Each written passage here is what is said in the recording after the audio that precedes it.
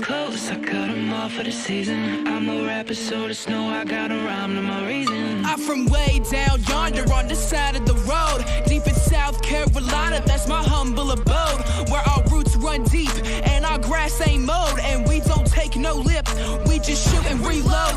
We light a fire, man, crack a beer, everybody knows your name when you're from out here, so let's load it up, throw that shit in gear. I'm a country rapper, the church pioneer, I do my own thing, my rap is wild, I'm different with these verses called versus style. I don't dress up and get messed up, I'm throwing curveballs, yo, heads up. You see rappers today, all they rap about is cash, big titties, gold chains, drug deals, fake ass, they ain't got no substance, only substance abuse, do whatever it takes just to rack up the views. And I rap about trucks, I rap about the country, but I'm rapping about my life, I ain't rapping for the money. I ain't saying that I'm better, I'm the rookie to the game, but they won't know me for my overdose, they'll know me for my name. You see, I'm a different kind, I was born to rap.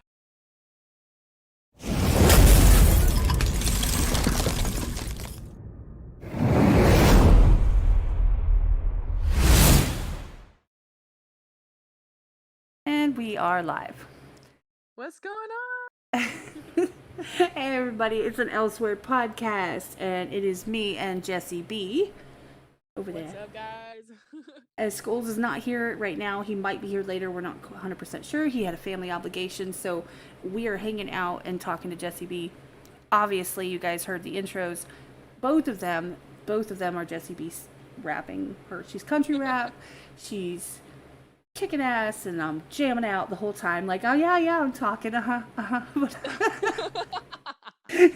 I'm really Sorry, you go ahead. It's an honor to be here. I just wanted to say that I'm super thrilled to get to chat, and the fact that you guys invited me and were so interested in this it means a lot to me, so thank you.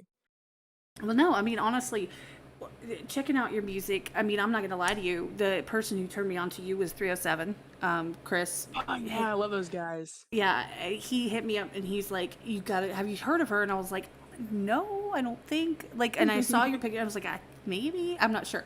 So right. I went and I do what I do, and I did the stalking thing, and I hunted you down, and I was like, oh, we've got to get her because you're fire. Like, No, thank you so much.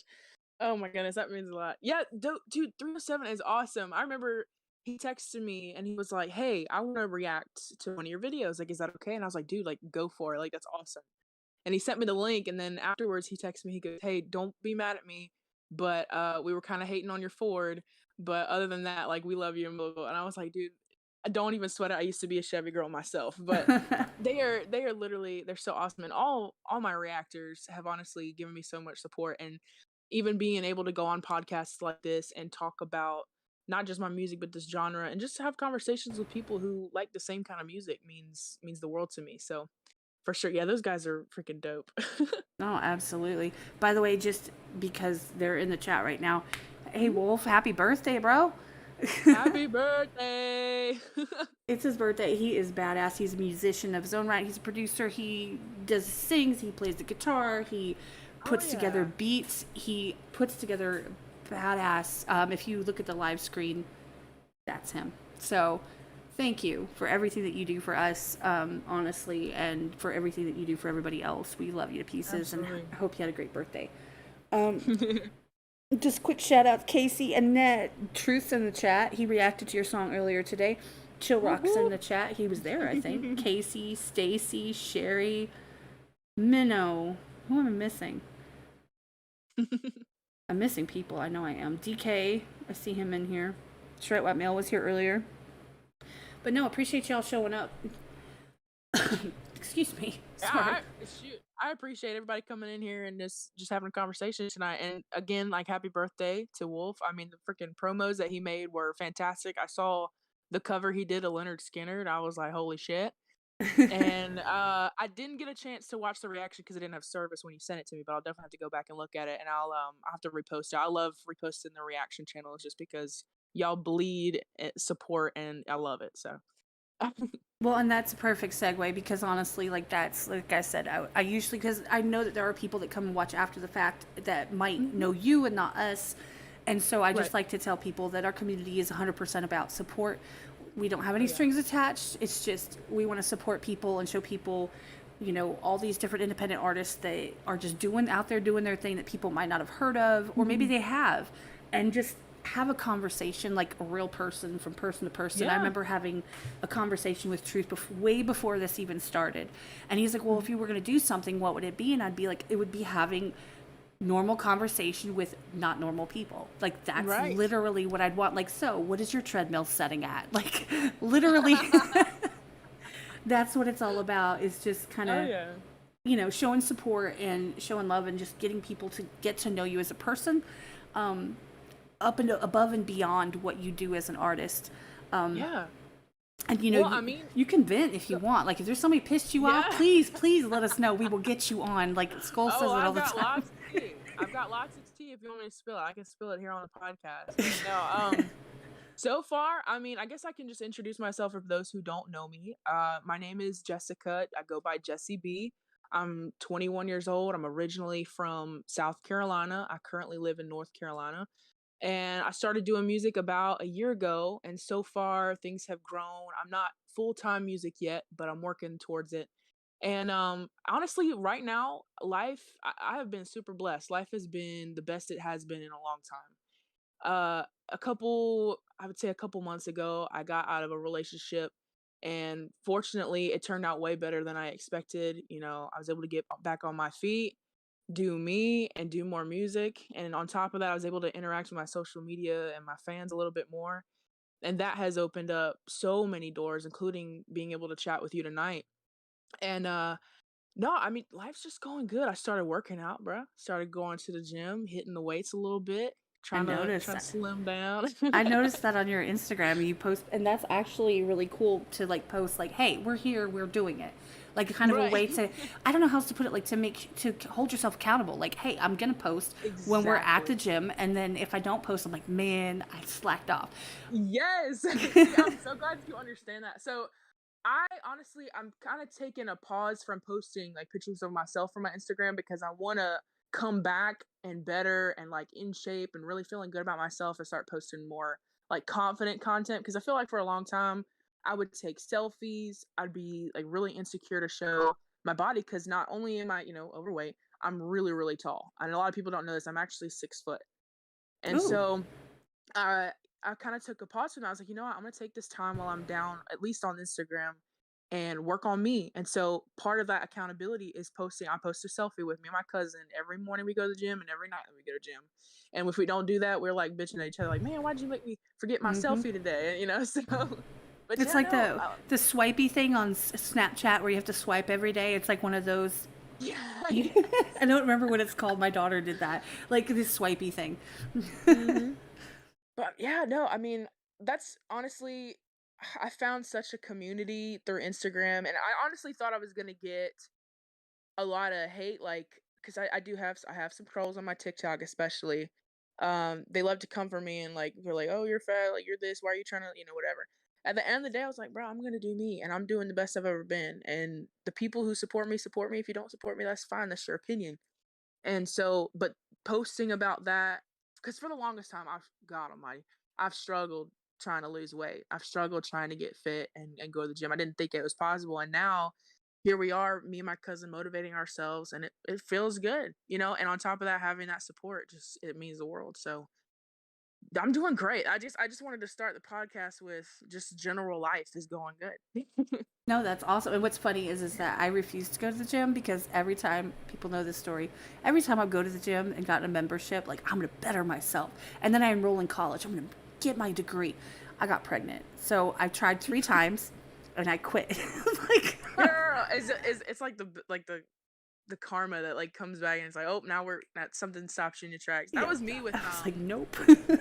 oh my god, that was me whenever I would get a boyfriend. Whenever I date somebody, it would like stop me in my tracks. Some shit would go down. I'd be like, damn, I'm just not gonna date for a while now. Like, Oh, I haven't dated in quite a long time, and actually, I'm so much better for it because I don't know if you know this, but I'm 39 this month. Um, and nuh-uh. yeah, I'm 39 this month on the 21st, first day of summer. Let's go. Get it, girl. But I was in a 14-year marriage that ended nasty. It was nasty. The whole marriage Sorry to hear that. was pretty nasty. It was what it was. So, Right. you know, you just get to this point where when I left, I shut down all my social media and I started completely from scratch. And I'm like, I need time to myself. I need the safety and security of a home that I can rely on. I need to have that stability for my kids. And then, Absolutely. you know, that didn't include meeting people or talking to anybody online or, you know, going on dates and stuff because, you know, that situation really messed with especially my teenagers, you know, emotions and stuff. So, look at truth. Fuck who don't like it. Damn right.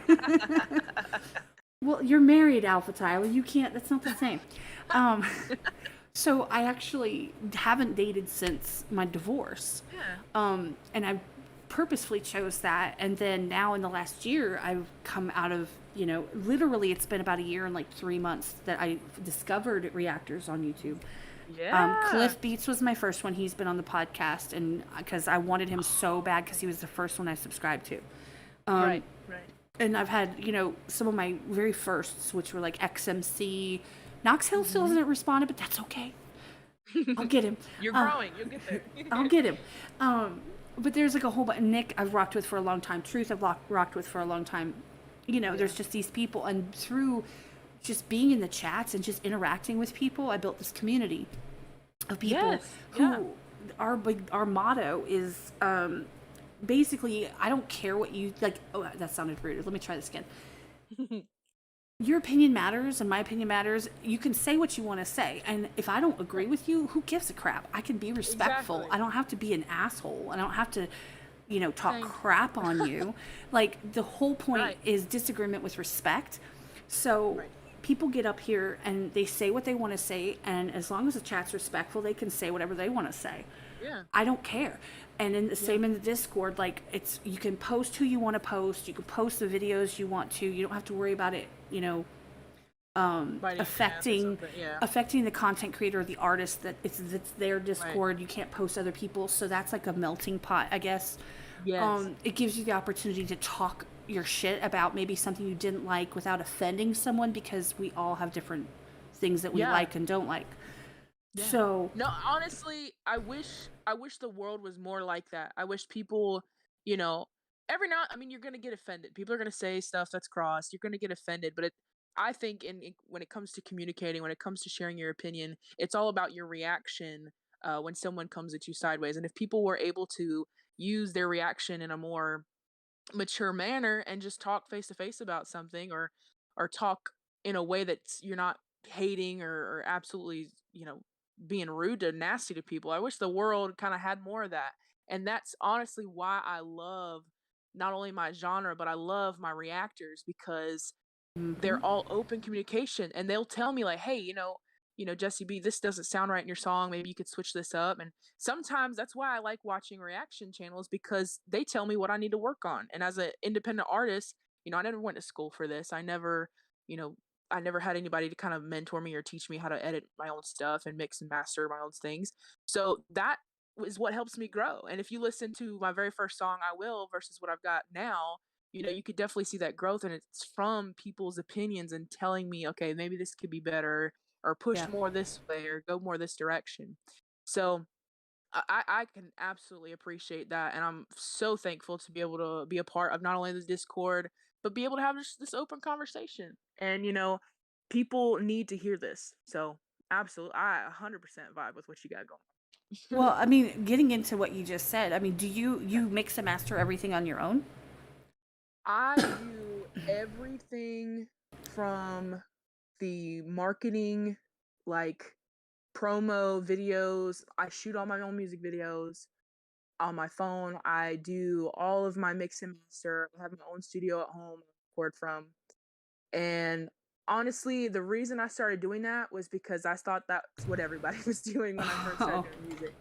So it all kind of started about like a year ago, and it was last year February, and I got really interested in the genre. I was like, you know what, maybe I'm gonna throw something out there. You know, I love this kind of music. I feel a connection to country rap, because, you know, I didn't really grow up on like old school hardcore rap. You know, a little bit. You know, I had a little bit of influence, especially like Eminem and whatnot. But that wasn't my core music. I listened to a lot of country. And so when I found country rap and I stumbled upon Upchurch when I was like 15, 16 years old, I was so drawn to the genre, and that grew to me really liking Adam Calhoun and Tom McDonald and Jelly Roll and like all these big artists, including like Colt Ford too, and like old school country rappers. Yeah. And the Lax especially. I was obsessed with the Lax.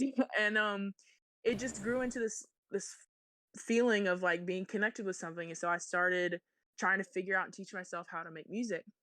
Well, I went up to this pawn shop and I bought a computer for like $400.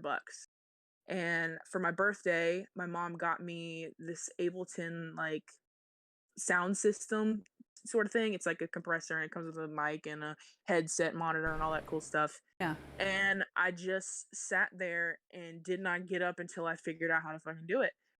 And YouTube, and I always tell people when like young kids message me like, how do you do it? I want to do what you do. I say, watch YouTube. Watch as much, be a sponge, and learn as much as you can. And so at the beginning, I made my first couple beats, because I make my own beats as well. You don't really? They were trash, bro. The first couple ones were awful. I didn't even know what 808 bass was. I didn't know what ad libs were. I was literally so I was just not knowledgeable about the industry or about how music and how songs are made in general. And so I watched a lot of I always listened to Adam Ivy, and he taught me a bunch about marketing myself. And so from there, I finally made a beat that I liked, and that was I Will. Couldn't figure out how to get my sound right, so I took a bunch of burlap and bed sheets, and I put all my clothes in my closet. That would kind of compress the sound, and I just recorded that one run and called it a day. And it, surprisingly, as trash as it is when I hear it now, a lot of people liked it. And so from there, I just kept growing. I got a new mic. I went to a pawn shop, got a new mic for like $75. And I started building and building. And then it got into, okay, well, I want to make my own merch. I bought my own Cricut and started making my own decals and like selling them to people as much as I could. And bought a lot of software to kind of try to get my sound better. And I messaged so many people, like producers and engineers, and like just asking like, hey, I'm a new artist, is there any advice that you would give to someone who's new on the scene and doesn't really have a lot of experience? And they said the same thing: learn as much as you can. And that's where we're at today. Now I'm finally at a spot where I feel comfortable enough. I would love to up my quality so I could be a little bit more not competitive, but in the same playing field as some of these bigger artists. And slowly but surely we're getting there. And so not only was I doing all of that, but I was also working a full-time job, so it was really hard to kind of navigate that. But overall, I mean, it's blown up to this, this decent size. I know it could be bigger if I keep grinding, I keep working towards it, but I'm so thrilled with the amount of people who just absolutely show the utmost love and support. It's encouraging. Oh gosh, yeah. And especially when I think things change as far as like my mentality when Upchurch noticed my People's Champ remix.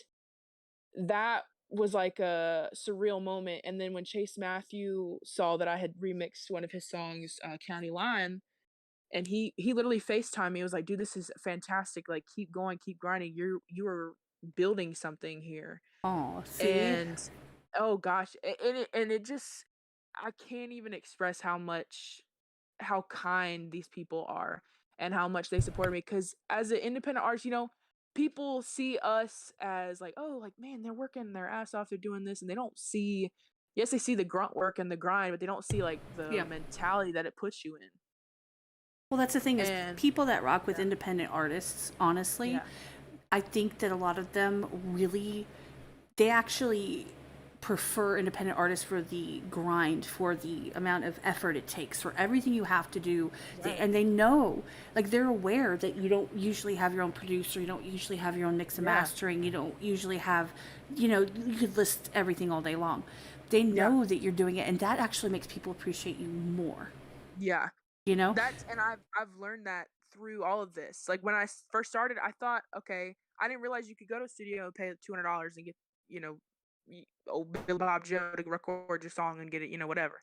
I didn't know you could buy beats. I wanted to try and like sell my own beats, but I figured I was like, you know what, if I make a cool track, I want to rap on it. I don't want to sell it. Well, I mean, if you have a And really cool one, I mean, I'm always looking for a good one. I gotcha. I'm just But saying. honestly, and I've given a couple people that I truly believe in, and that some younger artists some beats and things to work with. Just because if there's anything from what the career that I'm building, that I'm growing towards, if there's anything I want to do, it's help other people see that this is possible with working your ass off. Yeah. And it's still hard. Like it's still like when I first started, I was working at a welding and fabrication warehouse full time from 6 a.m. to 5. And it was difficult. I was programming these big industrial lasers, and we made everything from like gun safes to tractor parts, helicopters, seatbelt part, like any stainless steel thing that you could think of. We probably have done it before. And in between that, I obviously trying to do music, and while I'm fixing parts or adjusting things on the machine, I'm also listening in my ear to marketing plans and like how to put myself out there. Well, I got kind of my ass on my shoulders a little bit, and this job had promised me a raise for getting a promotion, and I never got it. And I was like, you know what, screw y'all, I'm about to go do music full time. Like, fuck this, whatever. Yeah. Made a mistake, realized that bills don't get paid just from streams. So, Right. um, Yep. learned very quickly that that wasn't going to work, and I needed to humble myself and go back to the drawing board. And now I'm just as happy as could be. I'm working at a gun shop. I'm Ooh. doing music on top of that, and I've got some of the best friends I could ever ask for. And on top of that, I have friends I haven't never even met in person through social media and all of this. So, and I'd like to say, I've got another friend over here on the phone with me. So Yeah. Well, that's the thing, is it's like, you make those mistakes, and the cool part is that you're doing it at a young enough age where you have a lot more bounce backs than some people do. I mean, Yeah. but you can bounce Yeah. back at any age. Like, you literally Right. can be like, you know what, I'm going to go for it. I'm going to try this out. I'm going to do this. And then you're like, Yeah. yep, that didn't work. As long as you have kind of, a Right. support system to fall back on a little bit, you can Yeah. come back up and say, okay, I'm going to rethink this. But for being in Yeah. it for a year, you're doing really well. I mean, not only have you had the attention of some pretty big names, right? But you Right. also have a very solid, like, your fans are very solid. The people that Yes. Oh rock my with God. you, they really rock with you. And I've Yes, noticed they're that. literally, yeah, so I've got a couple girls and a couple guys that are freaking fantastic. They're super supportive. Two of them off the top of my head, Kat, her name is Quaker Cat. I met her for the first time in person at the Upchurch after show in Nashville. After his big Raised in a Barn final show, he had a after party, and Chase was there. A couple other artists, like big artists, were there, and she happened to be there, and I turned around, I was like, oh my God, like, hey. And so we hugged it out. She gave me a t-shirt that says "fuck mainstream," and I wore that to my first show. I want And that. then, oh gosh, it was awesome. And then at my first show, I'm wearing the shirt that I got from my girl Kat. I get to meet this other girl, Kim. She drove, I kid you not, 10 hours from Florida to South Carolina to see me perform for the very first time my Oh, own music. And then the next, like, we talked all night.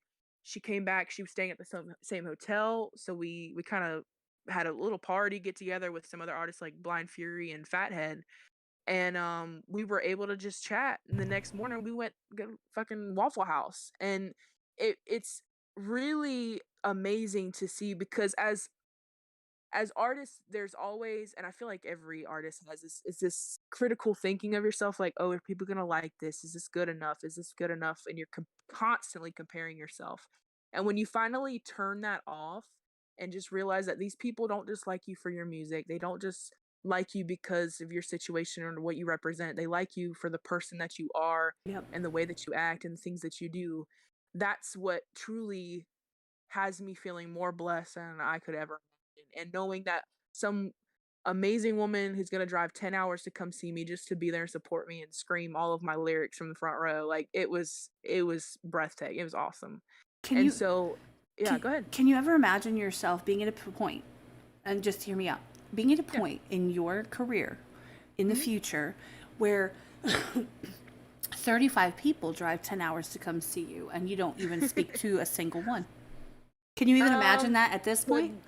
I honestly, if it got to the point where I couldn't speak to a single one, then I need to rethink. I need to go back to the drawing board, because without those people who are willing to drive 10 hours, who are willing to put the amount of dollars they put in their gas tank to come see me, if they're Especially now. not getting that, especially now. God, I literally filled up, it was $125, and I didn't even fill up my tank all the way.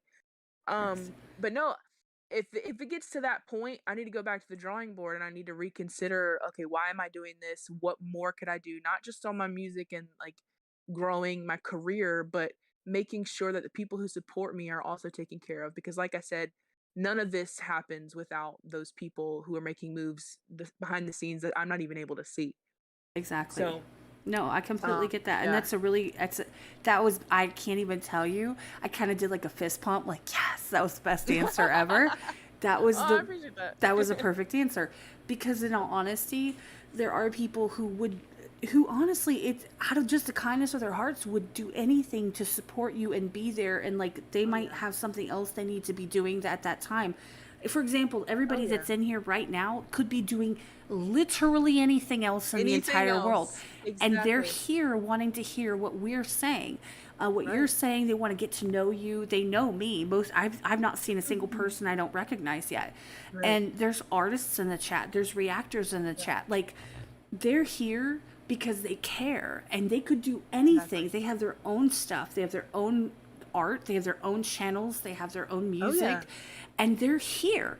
And to me, it's like, I don't care if there's 4 people that are here that spent their time. I'm here for it. Like Papa Shoot. I always say his name wrong. By the way, I see y'all coming in. Alpha Tyler, I don't know if we shouted you out earlier, but I appreciate you being here. And Jay, he just got home from work. And then Papa Shoot just got home he just got back from dinner. So they're all in here too. But no, that was thank you guys, for real. That was a perfect answer, because in all honesty, that's what it's all about, is because that's the whole sellout aspect of it, right? That's when people, oh, you're a sellout. Because, well, here's the problem. Here's what people don't catch. There's Vaughn. Hey, Vaughn. Vaughn, by the way, if you don't know who Vaughn is the admin for the Hog Facebook group. I've known him for a while. Okay. Yeah. What's going on, man? He's a badass guy. I love him to pieces. Friend request me, bro. And there's Champagne Rain. Hey, I saw you earlier, and for some reason I forgot you were here. I'm so sorry. But no, the whole point is that people will come and support, and they want to be there for you. They take their time, and then people don't also, on the flip side of that, let's go on the devil's advocate side of that. And I had this conversation with Skullz. I wish he was here for this conversation, because I had this conversation with him a long time ago. He's like, I'm going to respond to every comment. I'm like, you can't. And I'm like, he's like, but no. No, get this. He just, in the last, month and a half, hey, Tanya, month and a half, he's turned from 6,000 subs to 8,000. He's headed towards 10, right? He cannot respond to every comment on every video, on every reaction that he does, because he's an artist, but he's also a reactor. And and I told him this a year ago. Like, you can't. I said, there's going to be a moment. So do it while you can, but don't ever make the promise that you will, because then you'll be like breaking a promise. Exactly. I could not agree with that statement anymore.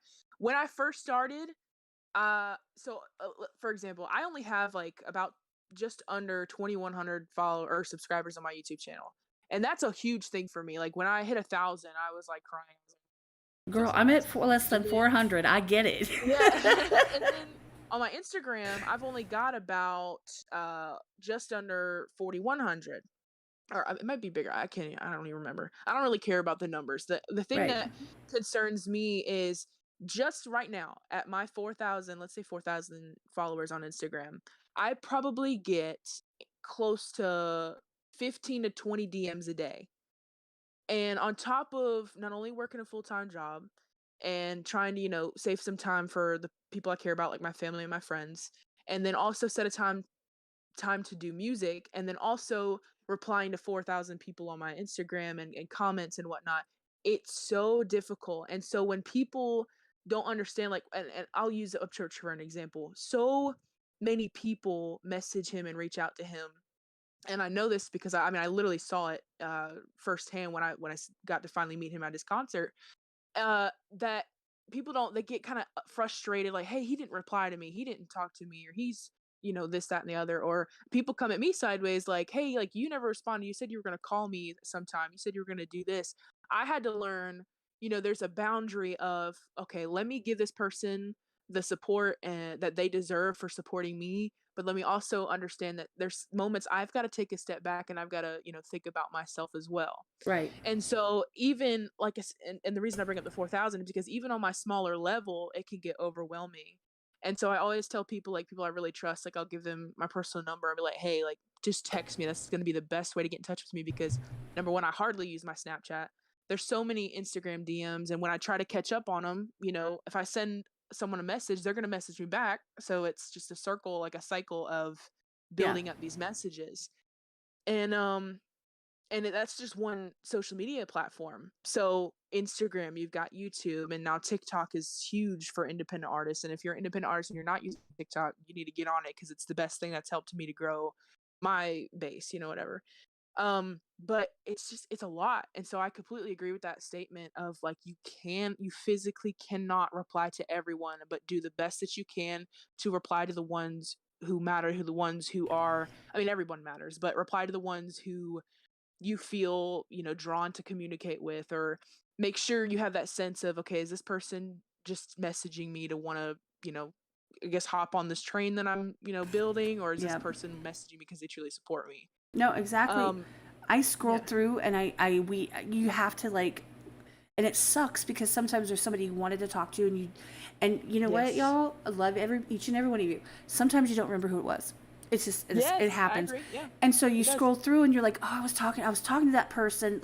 For me particularly, let's just say on a live. And I was like, hey, hit me up on Instagram.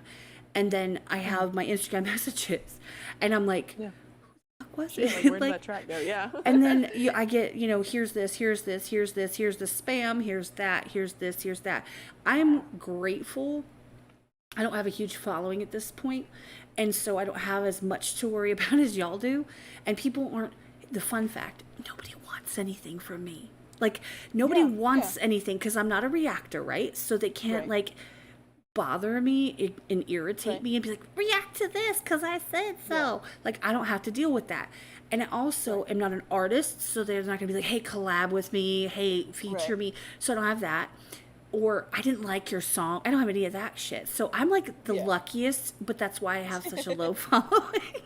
Because I'm not. That right there, I don't mean to cut you off. That right there, it is a good thing, but it also helps you to do exactly what you plan to do, and that is have real communication, real conversations with artists and just players in the game, and who are independent, and who are grinding, trying to get music out or whatnot, reactors, whatever. Content creators as well. That right there helps you 10 times more to be just the most supportive person that you can be, and the supportive person that you are. And so, and I'll tell you, I'll let you continue what you were saying, but that right there, like, it is a blessing, but also it benefits you because you have more time and you have more positivity to do what you plan to do. No, absolutely, because it doesn't like overwhelm or drag me down. Right. However, like, on the flip side of that, I'm running into that thing where it's like, who's going to respond to someone they don't know, right? And you had this issue when you reached out to people like, okay, so I'm new and I really want to talk to someone. I really would like some input, and I'm being sincere. You know how many insincere bullshit things that people get. So I reach out, and I reach out quite often, and anybody that is a content creator or an artist that is in this chat knows. Y'all know, because y'all probably got reached out to by me at some point. But it's like, hey, so you might not know me, but guess what? like, hey, I do like a podcast, so you want to talk. Right. And so when you have the bigger numbers, people pay attention to you more, but on the flip side, you get all of that extra spam and bullshit. And I'm sorry, but anybody that DMs somebody to tell them their opinion on what they've done in an Instagram, TikTok, YouTube, whatever, and they send them a DM to tell them all about their opinion. And I'm not talking about positive, like, hey, I really resonate with you, you're amazing, but like, Right. I really think you should fuck off. Like, Like, you each and every one of y'all need to because just someone else stop. started doing that. Yeah. No, I get you. I 100% know exactly what you're talking about. Literally, so when I first started, I did exactly what you said. Like, I reached out to a bunch of people, and I was, I was getting frustrated because I'm like, man, nobody's really taking notice. Nobody really gives a shit. It's And taking you seriously. Like, they're just yeah, no one's blowing you taking off. Yeah. exactly. And top of that, being a female in the genre that I'm in, there's not a whole lot of us, and so then you have an extra wall to break down and break through to be taken seriously.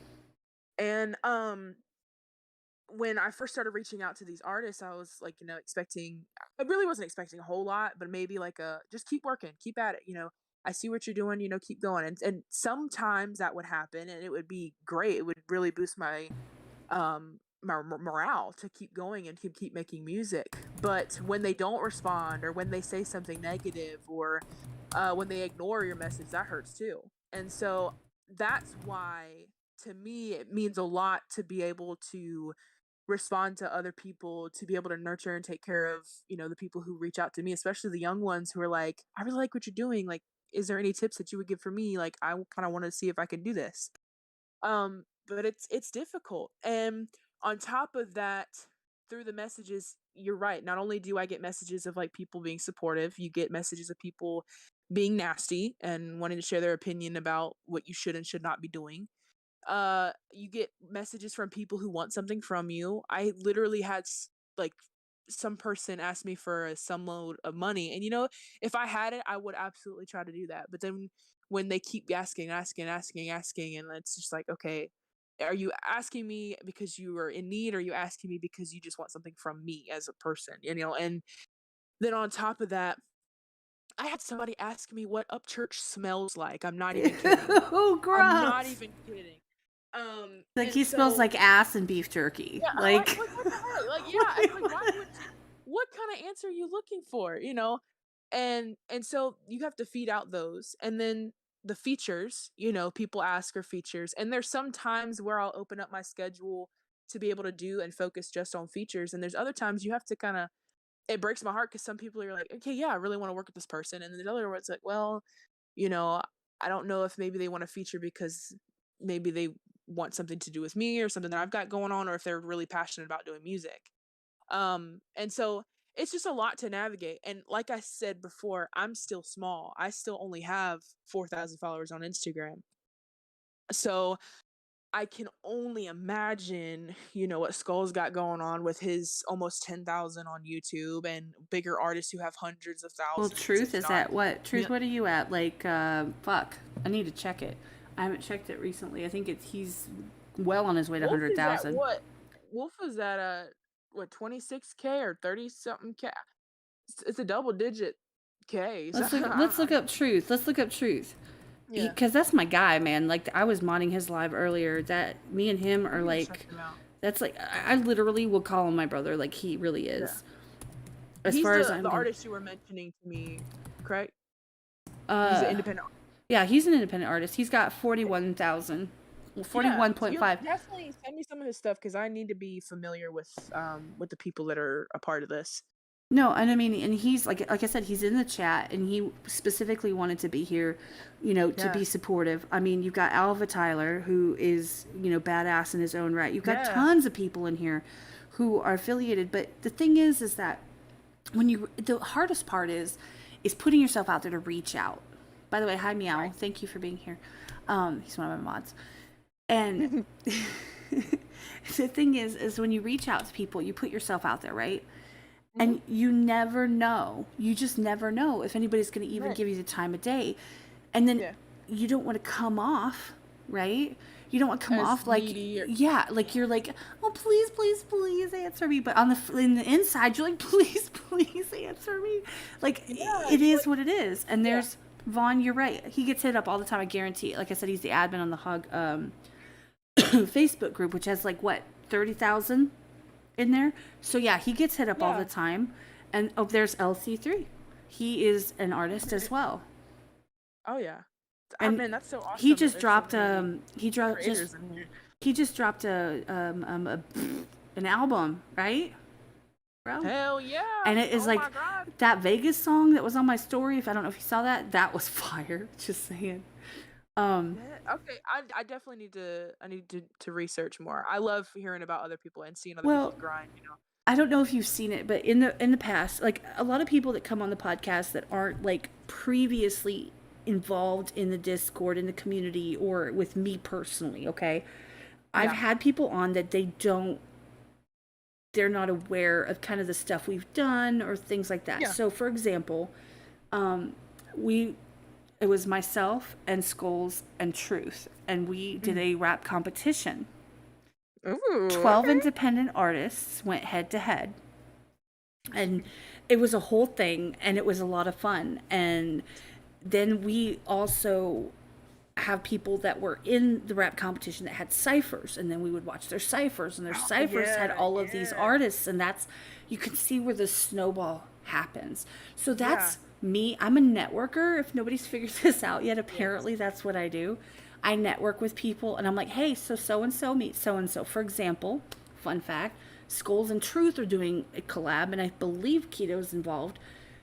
Keto Abashi, he's another reactor. Yeah. So like they're doing a song. I know Rachel and Truth are collabing. That's Rachel that you met in the Discord Shit, earlier. yeah. Oh, And then yeah. Truth. Okay, Yeah, so like Look at you go. I no, got I'm just saying like most of the people either support or are part of this whole thing, whether it be Yeah. rock, rap, country rap, Yeah. whatever the case may be. We love music and we're legitimately here for all of it. The Yeah. community is all about supporting people. So when we Right. hear that people are amazing, like you know that people have gone through their own shit when they respond to you in a positive way. There's Right. nothing worse than someone who has a backstory, let's just say, Right. where they went through some stupid shit and you're like, God, I feel for them and their music, oh, I feel for them, and then they're a dickhole. Yeah. like, dude, like, why are you Dude, being an yes. asshole? Like, Yes. Oh my gosh. Oh my goodness. I had one person and I don't even she was young, you know, I felt bad just in the way that she responded to me, not necessarily like what I said to her because I didn't say much. But she came at me sideways over a TikTok and a song I was going to do like a remix of whatever. She came at me sideways and she started throwing stuff that had nothing to do with the song, nothing to do with whatever. And she was really young, and so my mentality was like, "Oh god, like how do I even go about this? Do I even respond? Do I give her the time of day?" She kept going and going and going and going. I was like, "Honey, have a blessed day," and I just left it at that. And it honestly, in that nastiness and whatever, it only pushes people like myself who are independent content creators or artists or whatever you want to call us. It pushes us to go further. It's like, you know what, fuck it, I'm gonna show you like what I'm actually capable of, and that your words are not gonna stop me, and your mentality is only fueling what I've got going on. And so yeah, and especially when you talk about in your music stuff that you've been through, like I haven't released anything. I have a lot saved up for a future album that I'm working on, of stuff that's like deep emotional shit that I've been through. But when you put something out like that, that's very vulnerable and it means a lot to you and it means a lot to, you know, to the people listening, like they can yes. resonate with whatever you put out. And then to hear someone that comes at you knowing that you wrote this about something you've been going through and uses that as fuel against you, it's like, yeah, what a dickhole, bro. Like, shut the fuck up. Like, man. Like, you know, and then I mean it's a cycle and it only gets worse as the artists get bigger. And unfortunately that's just the world we live in. But on the other side of that, there's people who support it so much and they resonate with it to the extent of they want to support you in any way they can, whether it be buying your merch, sending you a thoughtful message every now and then, or Yep. you know, going and sharing your music with their cousins and their sisters and brothers and whatnot.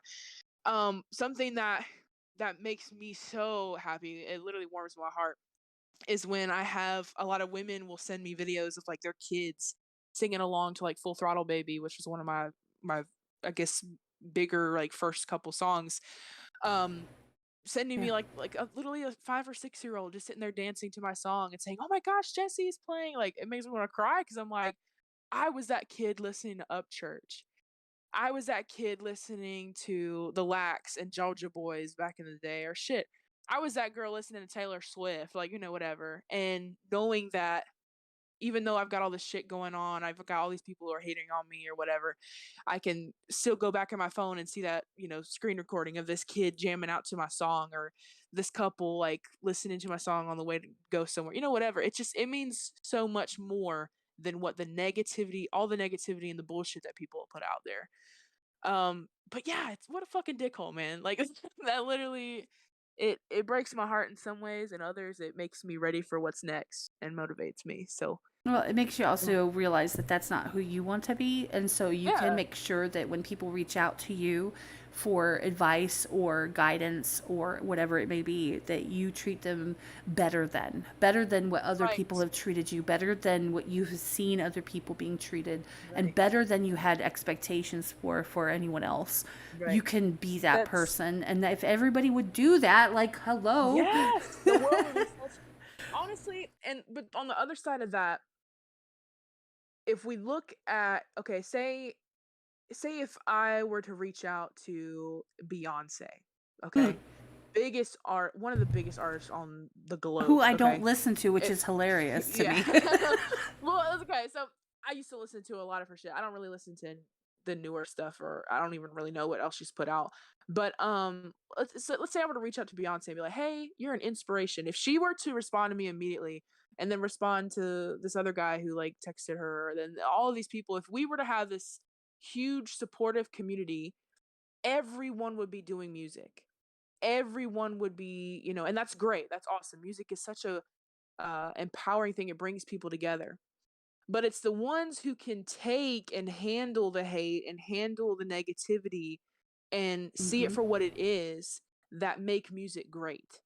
It's the one, so example, like when I hear a Jelly Roll song, I hear love, I hear a painful past, I hear things that he's been through, and that's what makes his music so great to me.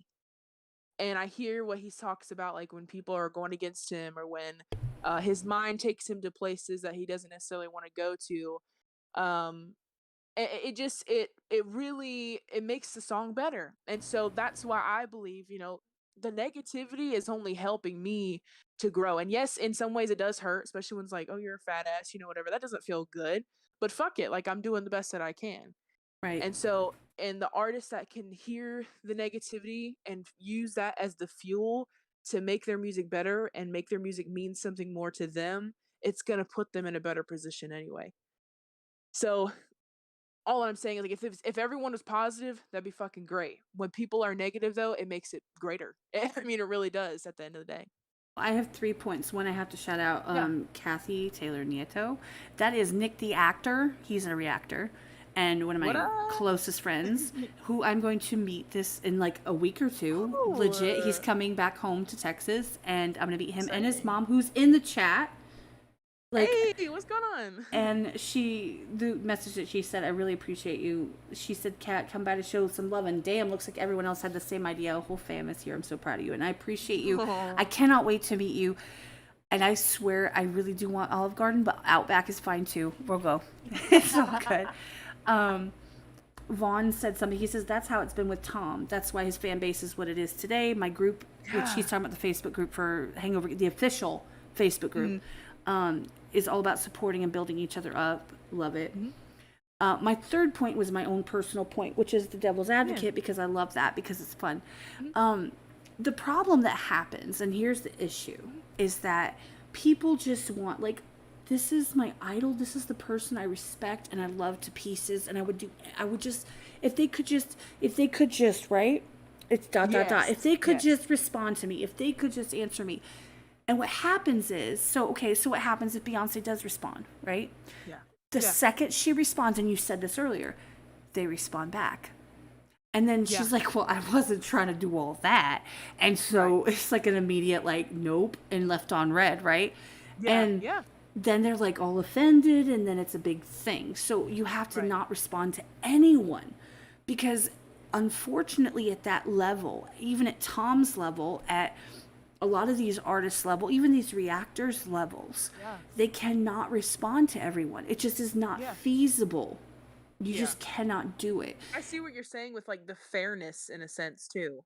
Well, Like, yeah, and it's yeah. like you don't want to be an asshole to that person, but if you have 3,500 messages and you respond Mhm. to 400 of them, and it took you 3 hours, right? Right. And then they're Right. all responding back to you, and you can't respond again. That's another 3 hours Yeah. at least to Yeah. read, remember what it was about. It's too much. And people Right. on the outside don't understand that either. They Right. don't respect the I fact that agree with these are that too. human fucking beings, and they don't Yeah. necessarily have the capacity to answer every single person. Now, you might Right. stick out, and good for you, but then if you abuse it, you're going to turn them Mhm. off to wanting to respond to anyone. Yeah.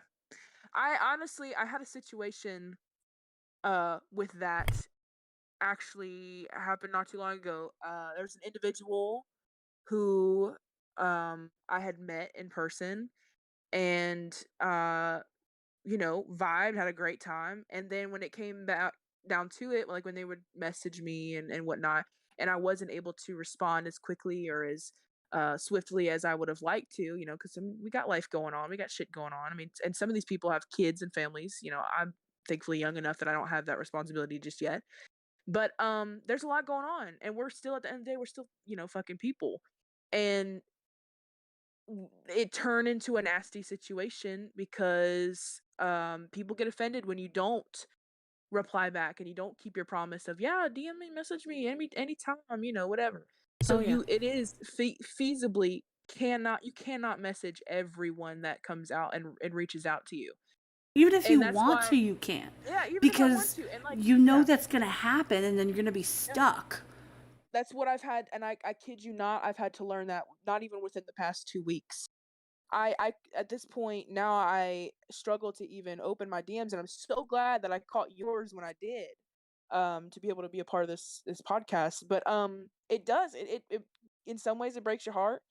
In others, it's like you gotta kind of be selfish and think about yourself and be like, I can't handle this today. I don't need to respond to anything now because I've got a lot of stuff going on, and if I respond, they're just gonna respond back, and then I have to respond again, and I have to have a conversation. And it's sad to think like I have or not just me, but independent artists have to be concerned about just being able to have a conversation with someone, you know, who's interested in your music or supports you.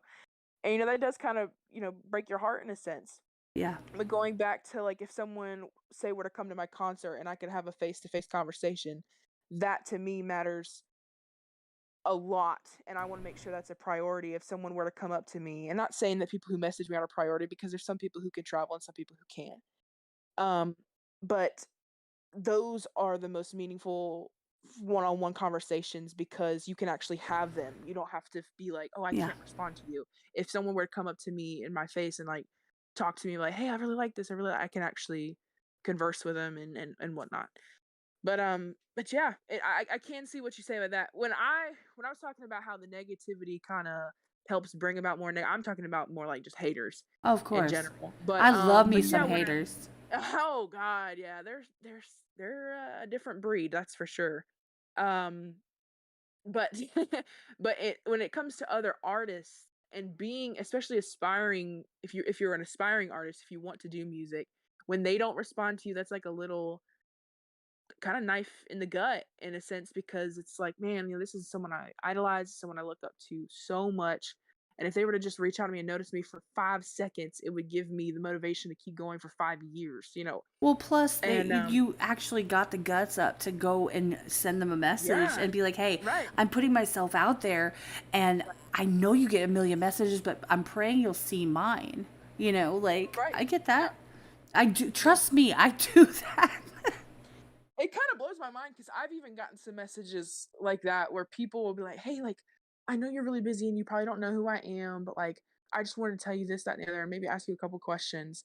And when I do have the ability to respond, I'm like, "Hey, yeah, what's going on? Like, I appreciate you taking the time to respond." They're like, "Oh my god, like, I didn't think you would respond." And then we'll start a conversation, and then down the road, if I, am not able to respond anymore, or if I've got some things going on, it takes some wear and tear on me as an artist, because I'm like, this person really wanted to talk to me.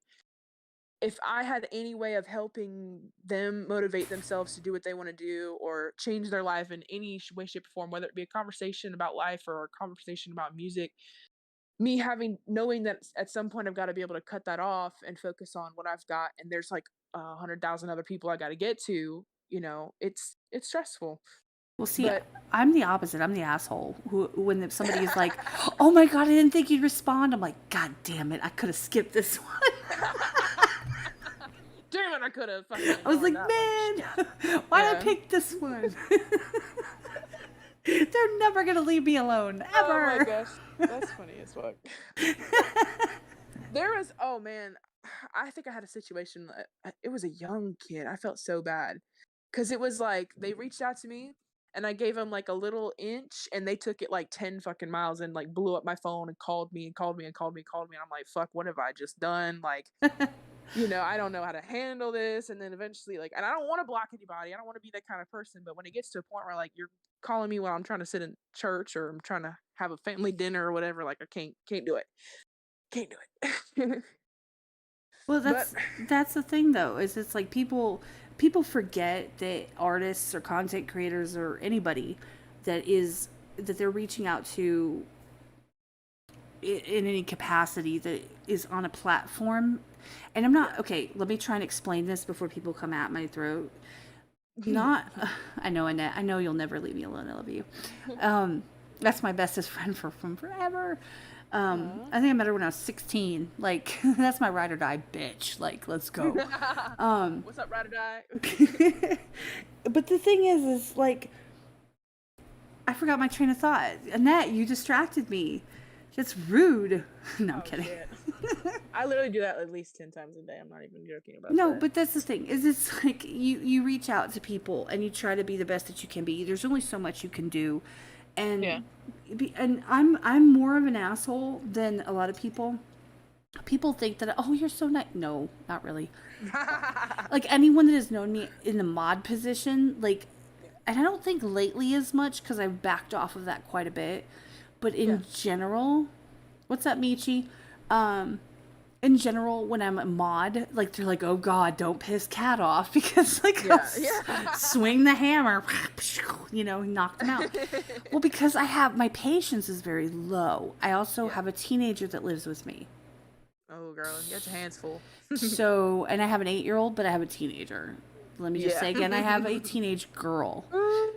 My son is 18, girl. But my daughter is 17 this month. Like, oh Lord. Enough said. I have zero patience.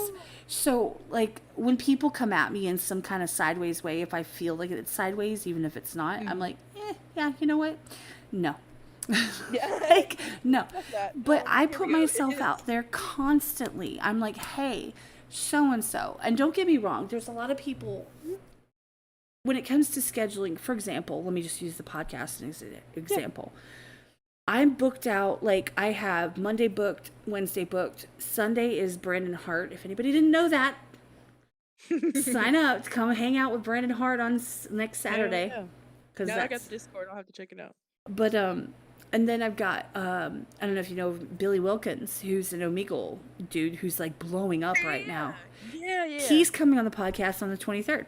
So, so like I have some scheduled, and I'm trying to like fit my life around that. Like I work an 8 to 5 job, which I hate my hours; they suck.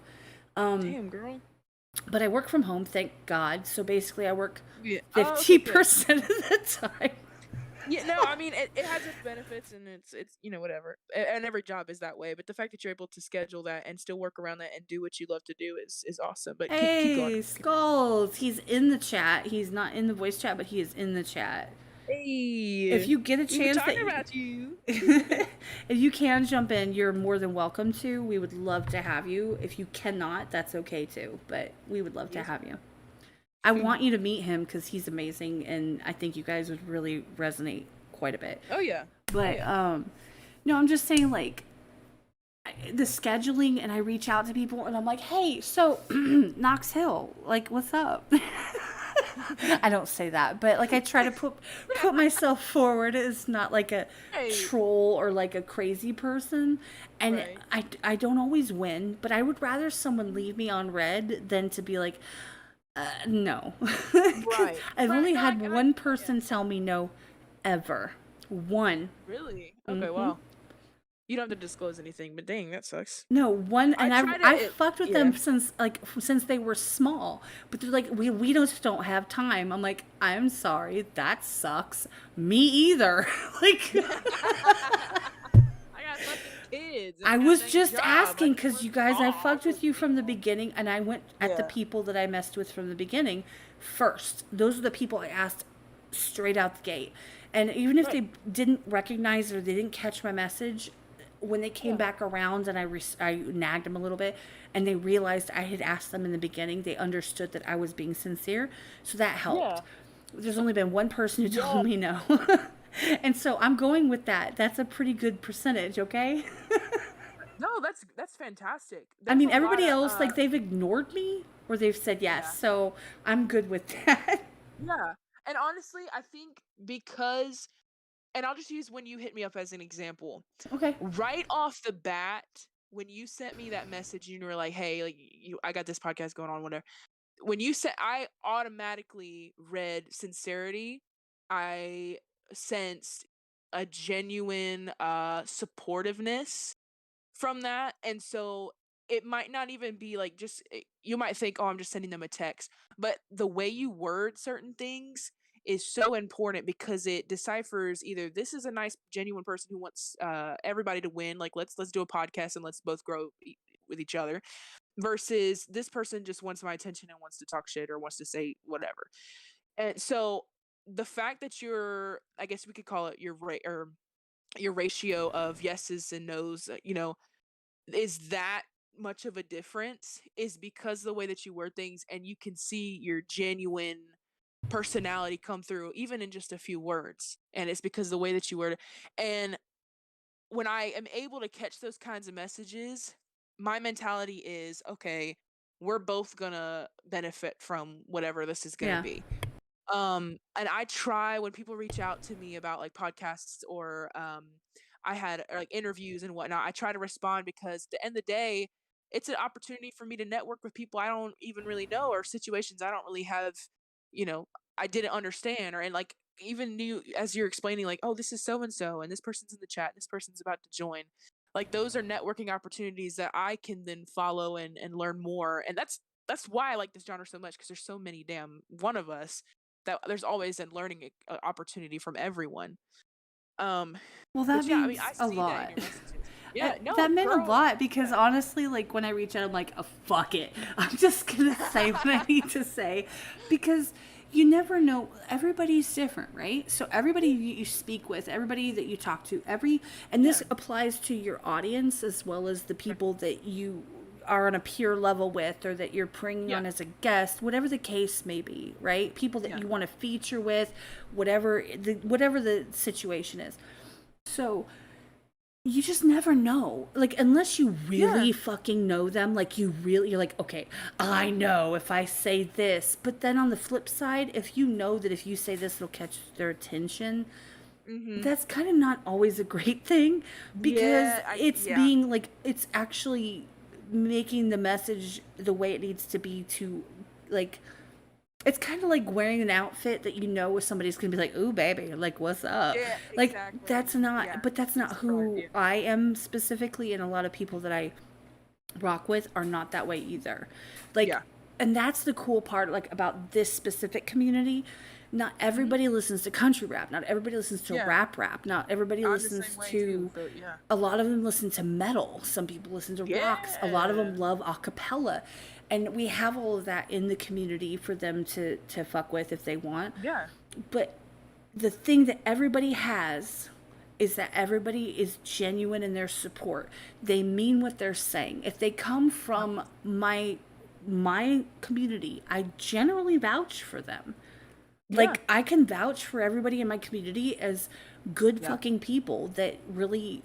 I don't rock with idiots and stupid people who are hateful and trolly. Like, yeah, I've had to I've actually had to learn, as this has been growing, learn to decipher who really has my best intentions at heart, and who sees I'm a upcoming female and just wants to add a female feature to their roster, or wants to work with someone just because they see like I've got connections with some bigger people, um and maybe not even connections, but have met bigger artists. They're like, oh man, like she met so and so, like I need to work with her, and then maybe she can tell me what Upchurch fucking smells like what the fuck. But like no, like, and so, and I have two of my favorite people on the fucking planet that have helped me and in a way now mentor me is Chad Arms, his wife Mel, Fathead the Music Child and his wife. They have really taken me in, and including Blind Fury and 3NT Productions. They kind of taken me in and showed me the ropes on some things. And whenever I have a question like, hey, so and so reached out to me, I don't really know how I feel about it. Is this somebody I need to work with? Is this someone? And they'll be straight up with me, like, we're never going to tell you can't do something. We're never going to tell you anything ill about someone. But if you're asking my opinion, I'm going to give it to you. Right.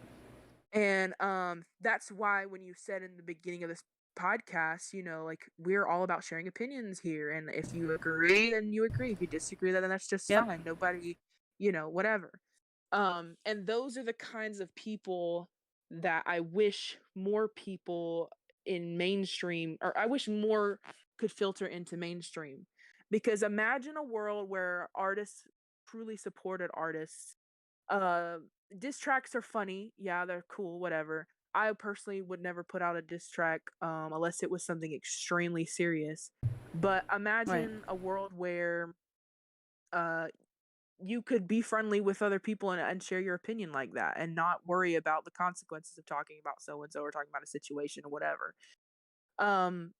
And that's why not only this community, but all of the communities I've been able to network with, and my little community with all the artists I mentioned and creators I mentioned, it's a beautiful thing. And that's why I love this genre in itself. And I don't just listen to country rap.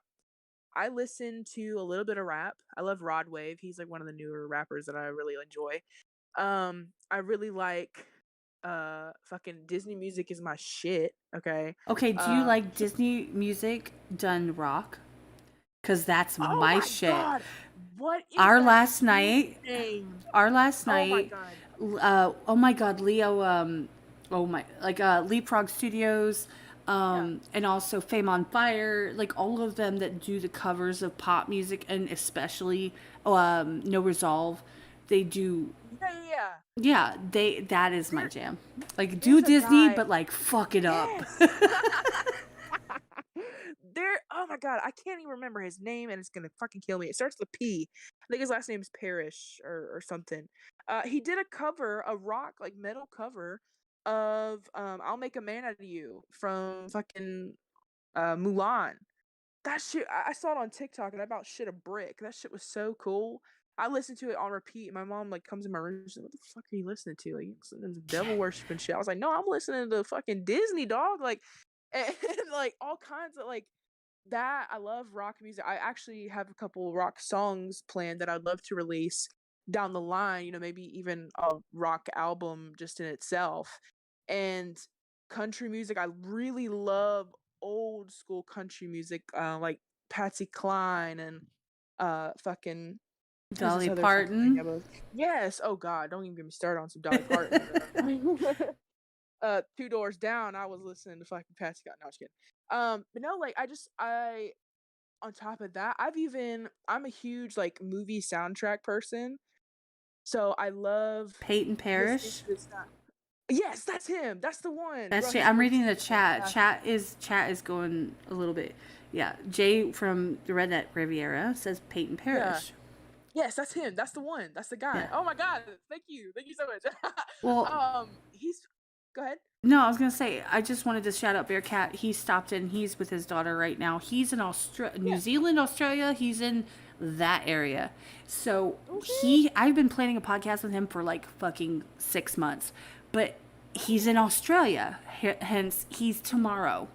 Like right now is his tomorrow at some fucking point. So I need to get up Holy at like shit. 1 or 2 o'clock in the morning to like do a podcast with him, and I'm gonna fucking do it this month. That's my Hell intention. yeah. So if you see me go live at 2 a.m., it's real, and it's probably with Bearcat. Okay. And then I'll Jay, probably be up at 2 a.m. doing some fucking music. I'll probably have to step into that for you'd be sure. surprised how many people are, because that's why I stay up till like 4 in the morning and then have to get up at 7 to go to work. Oh, Because I'm girl. talking to all the artist friends that I have, and I stay up all Yeah. fucking night. Jay asked, he said, Jesse, have you heard of Blind Sight? I had. Okay, so here's the first thing you need to know about me. When it comes to names, I'm not good with them, but if when it comes to sounds or faces, I will know it. Well, I I can't can say that send I, you yeah. some. It's not a Oh problem. yeah, He was on here girl, recently, and he's a friend of flood my ours, so. DMs with everything. Flood my DMs with fucking everything. I will check it out. All the artists you mentioned, I would love to check out some of their stuff Well, and that's the network with cool some of them. thing about the Discord, is because there is at least 30 to 35 content creators and or artists, and some Oh hell across yeah. both, that are Okay, in cool. there. A lot of Yeah. them lurk, but they don't necessarily, like, they have their own Discords, they do their own thing. That's cool. But they Yeah. still stay in there and they mute the whole server just so that they can hang out, which is Yeah. not a problem. That's what you do. And so you can find a lot in there. I know a lot of people that like really like, there's people that love to collaborate, there's people that just do their own thing. Yeah. But I will definitely drop you some links. Jared, Oh yeah. I'm glad you dropped in. Everybody's been asking about you, hoping that you're doing good. Bye, Mama Nieto. I can't wait to see you. It's gonna be like 2 weeks, but I can't wait. And Blindsight did a song with Blind Fury, is what he's asking. Okay, Blindsight is a rapper. Him and Rachel and Philosopher won the rap competition that we did, Wait a minute. and Larry came in fourth. Yeah, I think I might know who you're talking about.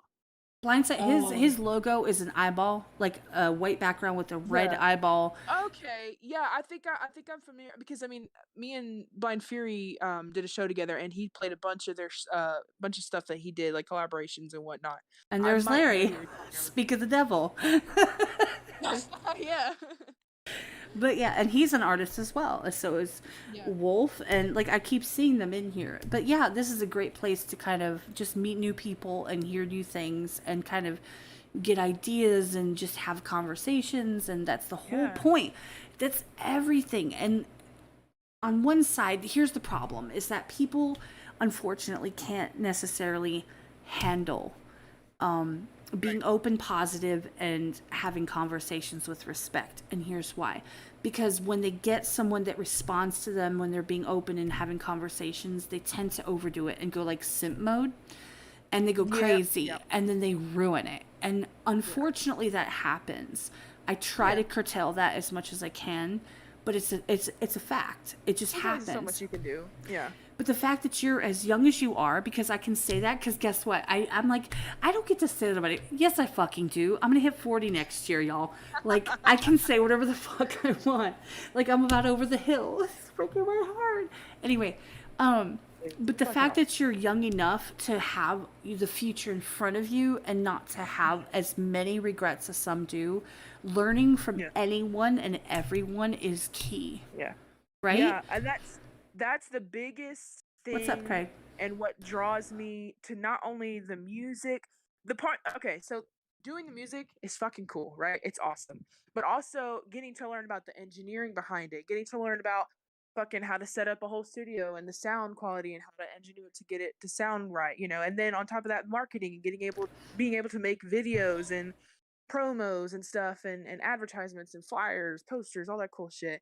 And so all of that requires knowledge that I have to go to everyone to gain. Right. And so in the process of building up just my music, my songs, I've got to go and network with I got to go network with graphic designers. I've got to network with producers and studios and videographers and editors and all this other stuff. And even like PR people who write fucking like what's articles and shit, Yeah. and photographers and all that cool stuff. And reactors is another one because believe it or not, reactors have a blend of everything. Their opinion No is what- shit. Yeah. You know, So that's what the reactors- entire community's built on, right? Is reactor community. Yeah, and you know, you see reaction channels that sometimes I mean the reaction channels that I watch are 9 times out of 10 reacting to independent artists. Yep. Yes, they'll react to like maybe like I don't know, movie scenes or like big songs that came out a long time ago and they're like listening to it for the first time, whatever. And that's cool. You know, but everybody's already heard that song. Everybody's already done that, like experienced that. And when they react to newer people, newer artists who are learning how to do this themselves, it makes an even bigger community. And how Yes. cool is it that everyone is winning in that one situation just from a Yes. reaction channel? So, I mean, the fact that it not only do we have to learn from the artists, we have to literally network and build a community of everyone and learn. Jesus Christ. I mean, so with all the knowledge I've gained right now, I could call myself a graphic designer. I could call myself a fucking freelance marketer, a photographer, videographer, artist, engineer, producer, whatever. You have to put those labels and you have to learn that from everybody. And that's why, and I'm gonna keep saying this, I've probably said it a million times already, that's why I appreciate these kinds of people, these kinds of communities, because you have that openness and nobody is afraid to, number one, tell you what they think, and number two, help you out and give you some knowledge that might help you in the end. Well, this is something that the general public doesn't quite know because it's left for content creators. I actually have it's called Behind the Scenes. It's for content creation inside the Discord. So if you if you're labeled a content creator, and there's also an artist section as well. So if you're labeled a content creator or an artist, there is a hidden section from the general public where you can talk to other content creators or artists and say, look, I was trying, like, for example, this is a good example. So I got copyrighted by this person and I was wondering, is this a normal thing or do you know how to get the copyright taken away? Like that kind of stuff. And they can ask those questions. Now, not a lot of people have utilized this. I hope they will in the future, but it's there for that specific reason to streamline those conversations. And like, for example, my mods don't fuck with that stuff. Like they're not gonna, no. Let me explain. They're not going to, because they're not content creators. They're not artists, right? So they'll be there in case someone's like, fuck all you motherfucking bitch ass piece of shit mother. They're going to go in there and be like, no. That's it. Aside from that, they're not gonna jump into conversation. That's because it's for the content creators to feel like they can have a private conversation. I trust my mods explicitly. There is not a single mod I have that I would ever think would ever do anything above and beyond what is best for the people that are in the Discord. Like, I trust them, and I actually refer them as mods to other places when I build Discords for other people.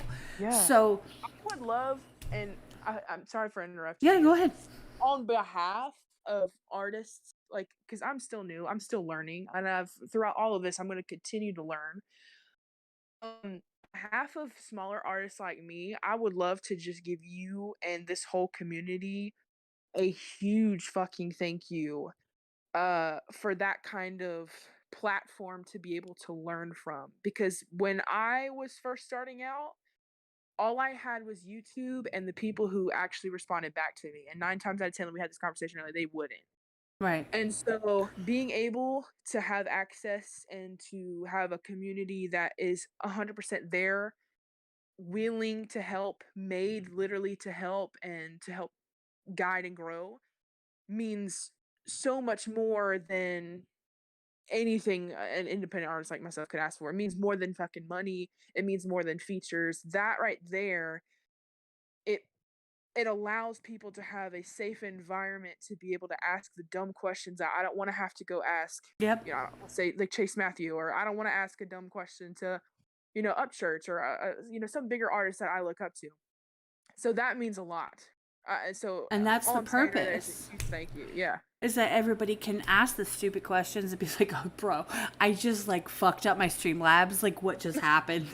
And someone could be like, I've done that. Or I don't know, but let me try. And a lot of people usually do. However, people don't utilize it very often. Like, well, I'll be the first one to say I'm that bitch who asks a lot of questions, and I'll probably annoy the shit out of everybody who's in there. But fuck it, if that's what it's there for, I'm about to. no, the whole Discord is there for you to ask whatever you want. If you have something that's, and trust me, you think that, ask any of the artists and content creators, man. I will nag the crap out of them. Like, hey, she asked a question. Hey, she asked a question. It's my Who wants to talk to you? Hello, yeah. She's asking, and I don't know, so figure it out. But no. Like, that's the whole point, is everybody can help each other. Like, there is enough success in this world for everyone to have some. And I'd say this all the time, like YouTube, you can subscribe to 3,500 people. So if I can subscribe to someone and someone else can subscribe, or three people can subscribe to me, why do we have to fight over those same 3 people? We can all have them subscribe to us and appreciate our content and be there and enjoy it and be like, okay, cool.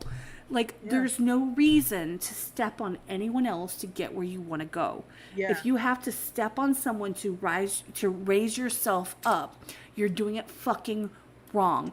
Raise yourself up, and then you reach your hand back and you help the person behind you. You let your community lift you up to get to a position where you can reach that hand back. That's how it works. And that's my biggest goal in all of this. And I've always been, to be honest with you, growing up, I've always been a people pleaser. I've always been the kind of person who kind of gets walked all over and lets people walk all over me. And when it comes to asking questions, I try to keep to myself. And that's part of the reasons why I try to teach myself and kind of go on YouTube to find answers to things that I was questioning or things I didn't understand about music.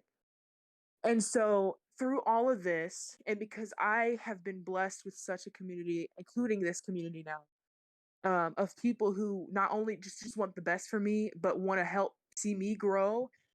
In turn, if I can take this and then be that person that other people look up to, that I can help bring up, that I can mentor that young girl who who wants to do music but doesn't think that she has the guts. Exactly.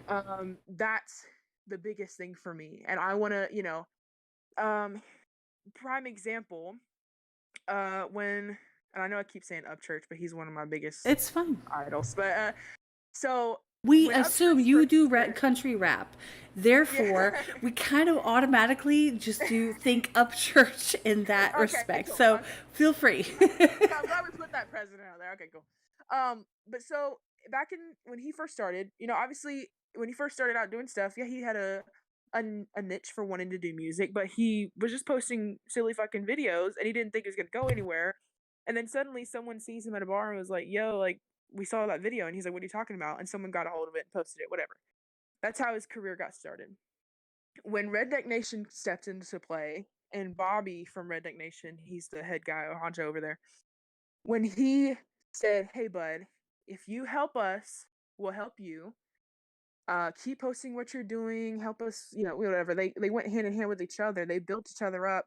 And now they've created literally an empire of support, and Redneck Nation is now able to turn back and say, hey, TikToker, like, why don't we bring you up and you become an affiliate, or you get sponsored by Redneck Nation. So that's one dream that I have, is to be able to, keep going forward, and then at some point be able to turn around and start filtering those people up to the level that I hope to get to someday. Well, and, exactly. Yeah. No, I completely get that. Now, I'm just going to say, I am not totally on board. Like, I don't know everything about the whole Upchurch. I've seen, he's been posting a lot lately, but the whole Redneck Nation, I swear to God, there was a beef there. I'm not going to touch that. Like, I'm going to put that on a shelf. I'm going to put a pin in it, and I'm going to leave it there. So there it is. It's up there. But I understand what you're saying. Yeah. Like, that's my whole thing, is it's like, here's the conundrum I get into. I get into this mindset, right? Where I'm like, oh my God, I found this awesome person, right? Yeah. I found these amazing person. I want to get them on. I want people to see them. I want people to know them. I drop them in reaction channels. I break my bank to get people to react to people that I want them to react to, because I feel like they deserve it, right? And then I get them on the podcast, and I'm like, everybody, you got to see this person, because I resonate with them as a person, and I resonate with them, whatever.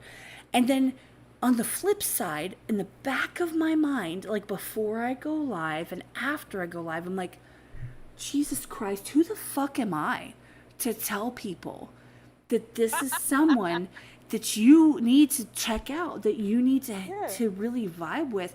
Who the fuck am I to make this is a stupid fucking comment, like, hear me out, an influencer comment, and be like, look, y'all need to look at this person and then expect anyone to look that way. Yeah. Like, I see that, but at some point you've got to understand that that's what you do. That's who you are as a person. You could call it influencer, whatever you want to call it. Well, it was just a great word to describe. Yeah. No, you're good. No. And I'm sorry to cut you off, but I just wanted to mention this. Like, you're the kind of person who wants to see other people win. And if you could have any role in helping someone else or influencing, whatever you want to call it, mentoring someone else, you're going to take that opportunity, especially if it's someone that you think highly of or that you respect or resonate with. And that is nothing but goodness. That is nothing but love and support pouring out of you, generosity pouring out of you. Whether someone sees that, it's like, who the fuck does this bitch think she is? Like, go check this motherfucker out. Like, what the fuck? I don't have time for that shit. At the end of the day, if they don't have time for that, they don't have time for that. They don't have to check it out. But the fact that you're generous enough to say, hey, I got this really cool guy, Skull. He makes badass music. Go check him out. The people who follow you, then check him out. At the end of the day, people are going to say, yeah, I found out about that artist through Kat. I found out through this person, through that person. And that's, and so for example, for me, I found out about Upchurch through my brother. And I'll always say that. My brother is the one who influenced me in music, who influenced me in my personality, down to the fucking way that I dress. So, I mean, you could call it influence, you call it what you want. At the end of the day, it's nothing but love, support, and generosity pouring out through you. Yeah, and I get that. Like, I really do. Like, I just want people to succeed. Wolf7, by the way, has tipped $10. I got to bounce for good this time. I appreciate all the birthday wishes, everyone. Jessie B, you're fire as fuck. Keep pushing. Hit me up anytime if there's anything I can help with. Same goes for anyone here. Much love, everyone. Wolf, we love you to pieces. You know we do. I appreciate you. You know how much I appreciate you. He is my saving grace. He gives all of the badass graphics that I have, y'all, is thanks to him. So, like, much love, and I hope your birthday was amazing. But no, super talented dude, for real. Anyway, go ahead. No, he really is. But the thing is like, for you, like, you want to help people, but it's like at that moment, and I know you have it, I have it, everybody has it, where they're like, wait, who the fuck am I to say anything? I'm like new. I'm new. I've only been doing this podcast since January, and it was like hey, Skullz, what does this button do? And he's like, I'm like, we're live. He's like, wait, what? Like, that's how it started. That's actually awesome. So it was like, let's do it. Fuck it, let's hit this button, and whatever it does, let's be our career. Like, fuck it, yeah. That's awesome, who I am. That is who I am. But on the flip side, I really would like to help people on a real level. Like, I know the Discord isn't hopping like it could be, but I know a lot of people have it on mute, but they lurk. They think I don't notice. I notice. They lurk. They jump in when I ping stuff, even though they don't say anything. They jump in. It's cool. It's cool. But I want people to appreciate the people that we bring forward, because I usually don't ever bring anybody forward that isn't amazing. And that I don't see a shine, a sparkle inside of them that I really resonate with, that I really feel like this person is good people.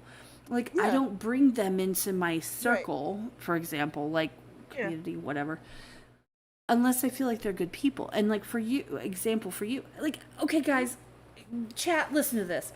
So I'm like, she's like, hey, I'm like, we could go live early if you want. I don't care. I don't know. I'm reading a book. She's like, I just got back from going on a dirt bike. I'm like, that is so fucking on brand. It's not even funny. Like, she was on not a dirt bike. I'm sorry, an ATV 4-wheeler. Excuse me. Yeah, you're good. Like, she's like, I was out four-wheeling. I'm like, of course you were. Like, my cousin literally said that. Sorry to cut you off. She was like, "Hey, don't you have that podcast?" And I was like, "Well, yeah, but I'm still gonna go fucking fuck." And she's like, "Yeah, but you're gonna have like dirt all over your face." I was like, "Okay, so give me 15 minutes. I'll get back to the house. I'll wipe my face off because I didn't know if it was gonna be like filmed or whatever. And then fuck it, we'll talk and we'll have a conversation." And but yeah, anyway, go ahead. But no, that's the fun part. Is On brand. I'm gonna get a T-shirt that says that shit. That's fucking great. No, but you have a song, right? Yeah. What's the song called? So I think the one you might be referring to is Full Throttle Baby. Yeah. You're like, I'm out four-wheeling. I'm like, no way. Of course you are. Like, for here. Hey, I'm out drinking beer, cracking cold one with my buddies. We're out fishing on the goddamn pond. Whatever. Oh my god, that would have been some shit. But see, the flip side, like for example, Rachel Geek. She's a really close friend of mine, and her music is eclectic as fuck, and I love her to pieces. I remember you mentioning her. Yes, I'm definitely. She's the one. I'm like, hey, Jessie, here's Rachel. Rachel, here's Jessie. Like, that's who that is. But okay, cool. So she has like a video where she's on the back of a truck in the snow in a forest, like on a couch in the back of a truck. I'm like, and so her next video is her snowboarding. I'm like, okay, that's on brand. Like, yes. Okay, hell she lives in Canada, so okay. Like, but dude, that's so cool. Okay, go ahead. No, she's awesome. You would fucking love her. Yeah. That's why I introduced you to. She heard your music and she's like, oh my god, she's fire. I'm like, yup. I know. But that's how that works. And hey, Sarah, welcome in, sweetheart. That's another one of my mods. Oh, Annette, I'm back. My son flooded the toilet and now shit water's coming out of a light in my kitchen. Oh my god. Girl, oh my god, I had a situation like that when I lived in Charlotte. I lived in Charlotte for like 10 years. Yeah. South Carolina, parents separated, we moved to Charlotte. Our house was built like, I want to say in like the 50s or 60s. And it had really old, like, pipes and plumbing and all that all fun shit, whatever. One time we were still sitting in the living room, we just hear this like flooding sound. We're like, what the hell is that? And we go to the closet where the water heater is at, and there's this shit all in the fucking floor. She turns the sink on, there's shit coming out. Like, I'm not even kidding. I hope this is not painting a nasty, gross picture for some people. Fuck it, paint it. I'm painting it, bro. Literally shit. It was nauseating. And I remember my mom's like, everybody get the fuck out of leave the house. And went to stay with my Aunt Rachel. And my mom's sitting there like, and comes over to help clean it up. There she's crying. So just trying to raise my kids. House is blowing up, and then eventually, like, we were able to fix it and whatnot. But damn, fucking bullshit like that. No pun intended, but I totally understand what you're talking about when you say that. It's all the bullshit coming out of the appliances. Dude, yes. I looked up a couple weeks ago. I think I was on podcast. I'm not 100% sure. I looked up, and there were little baby Spideys. I hate spiders, by the way. They're banned. That's the one thing I'm afraid of. They're hate spiders. Banned in my server. Like, legit, it's a rule. Like, I have a solid rule. I think it's rule 11. No photographs or videos of spiders. No spooters. Like, it's legit. And I look up, and there's these, like, they're, like, falling, like, right by my face. I'm like, ah! And then yesterday, I'm not even kidding. Or was it this morning? What is today? Saturday? Okay, yesterday. So I'm working, quote, working. And I have the door to my garage, which is my office, open. Yeah. And I look over out of the corner of my eye, and I see a spider making strings across my garage door. I'm like, what are you trying to fucking trap me? Like, what is happening right now?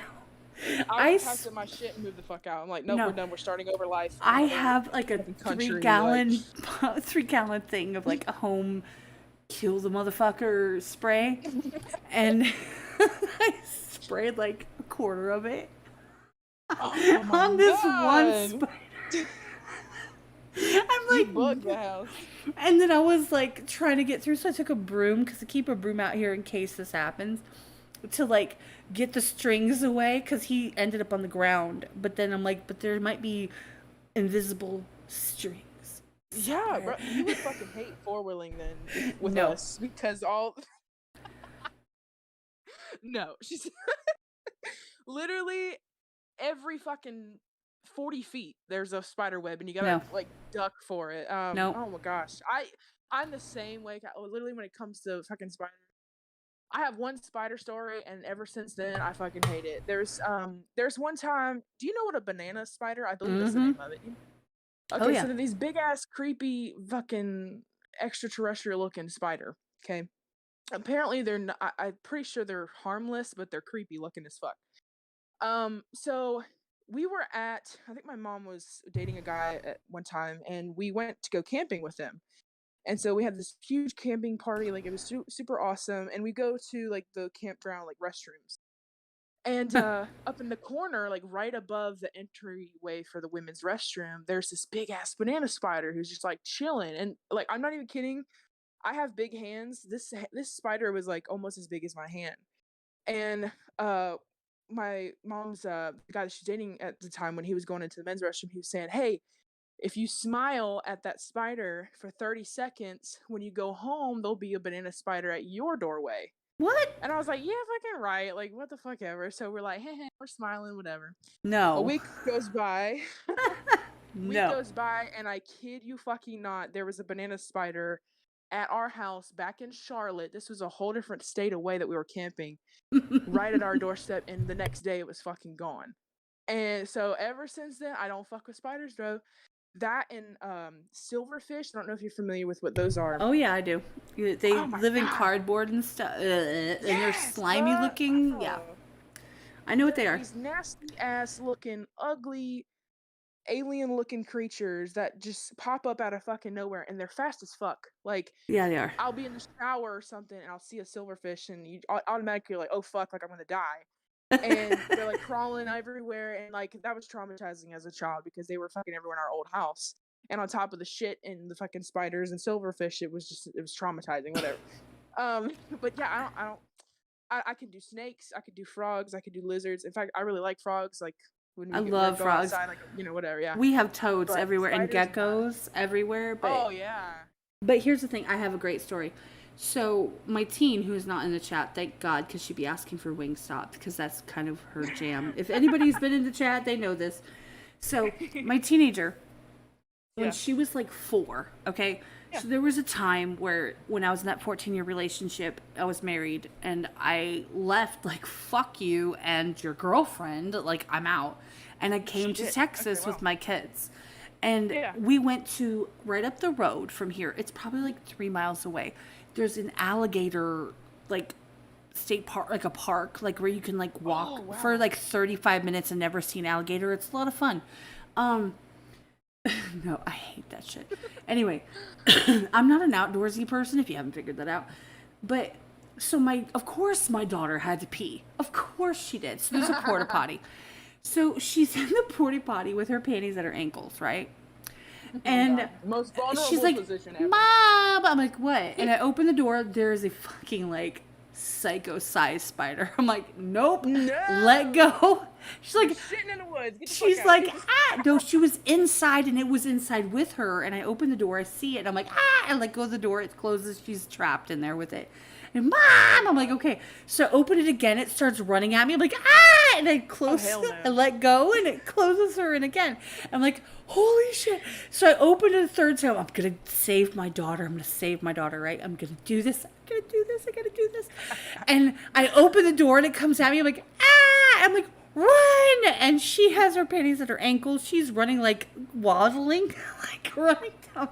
And I'm like, ah! Well, she's like, you trapped me in there with it. I'm like, yeah, I fucking did. I was like, I gotta save myself. It ran at me. I can't help it. That poor little girl will never use a fucking porta potty ever again in her life. Ever. At this point, she never has that I'm aware of. Bro, when I was a kid, this is so random. I was so scared, like when I was gonna to go use the restroom because I thought there was gonna be like I was gonna turn around one day and there's gonna be a fucking snake in the toilet that was gonna try to bite my ass. Dude, like I don't know why as a kid I thought that like that was gonna happen. That was like a feasible. you have to understand. My parents forced me to watch Arachnophobia when I was a kid. I was already scared of spiders. I had this experience when I was in preschool where a spider with fangs but no poison sac bit me. It was a whole thing. So they made me watch Arachnophobia thinking that would fix it. So I go in the bathroom like a day later and there's spiders crawling out. There was this like 2 spiders crawled out of the sink and I like lost my shit. Like I was scared that it would be on the, you know when they shut the door and they're on the back of the door. I'm like, yeah. I wouldn't take a shower. I'm not even kidding. It was horrible. Skullz, if you're still here, jump in, bruh. Like seriously, we've been hoping that you would. He calls me a social hermit. I am. Even if you say hey, bro, that's well, that'll work. Yeah. I'll even change the live screen so that it'll be like us as a couple, like platonic couple. Like let's go. Like back to back, like fucking superhero fucking position. Legitimately, I cannot stand snakes. I don't fuck with snakes necessarily, but that's just because I had them loose in my house for 3 months when my kids were babies. I found them in a cereal box. Like, okay, wow, wow. Yeah, he was loose for 3 months. Cereal, and there was a snake in the cereal. Well, box. I was kind of twacked out, and I was cleaning the whole entire house. Like that's what you do when you're really fucked up. So. And I picked up the cereal box. I'm like, this is really heavy. And I look in and there's a snake. I'm like, oh, that's where he went. Fucking not. No, ma'am. Fuck no. I'm sorry. I cannot even imagine that. Yeah, it was not cool because I spent the entire 3 months prior to that thinking that it was going to curl up because it was a ball pit python. I thought it was going to curl up around my children who were 6 months or a year old and 2 years old and kill them and they would be dead when I woke up in the morning. If you don't mind me asking, where were you located? Kansas City. Okay. Oh, shit, really? Wow. Okay. Yeah. Wow. No, it wasn't it was a familiar snake that my ex-husband decided to take on as a pet. This stupid son of a bitch.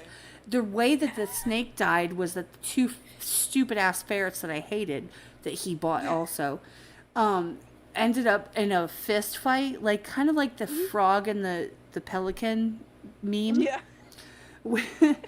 And where because ferrets eat snakes or attack snakes or whatever. And so then as soon as the snake died, then one of the ferrets died, and then he put the other one outside and it died of flea bites, and it traumatized me. So I'm like, fuck a bunch of pets except for cats. Fuck that. I'm a dog person myself, but I'm the kind of person, and it's terrible. I wish I wasn't like this. I like kittens, but when it comes to full-grown cats just don't like me. So I'm like, okay, fuck you, cat. If you don't want me to pet you, then fuck you. But I don't want you to pet me, but fuck you back. So yeah, so you can pet me, but for 5 seconds, and then I'm gonna say fuck you, and I'm gonna go shit in the floor or whatever.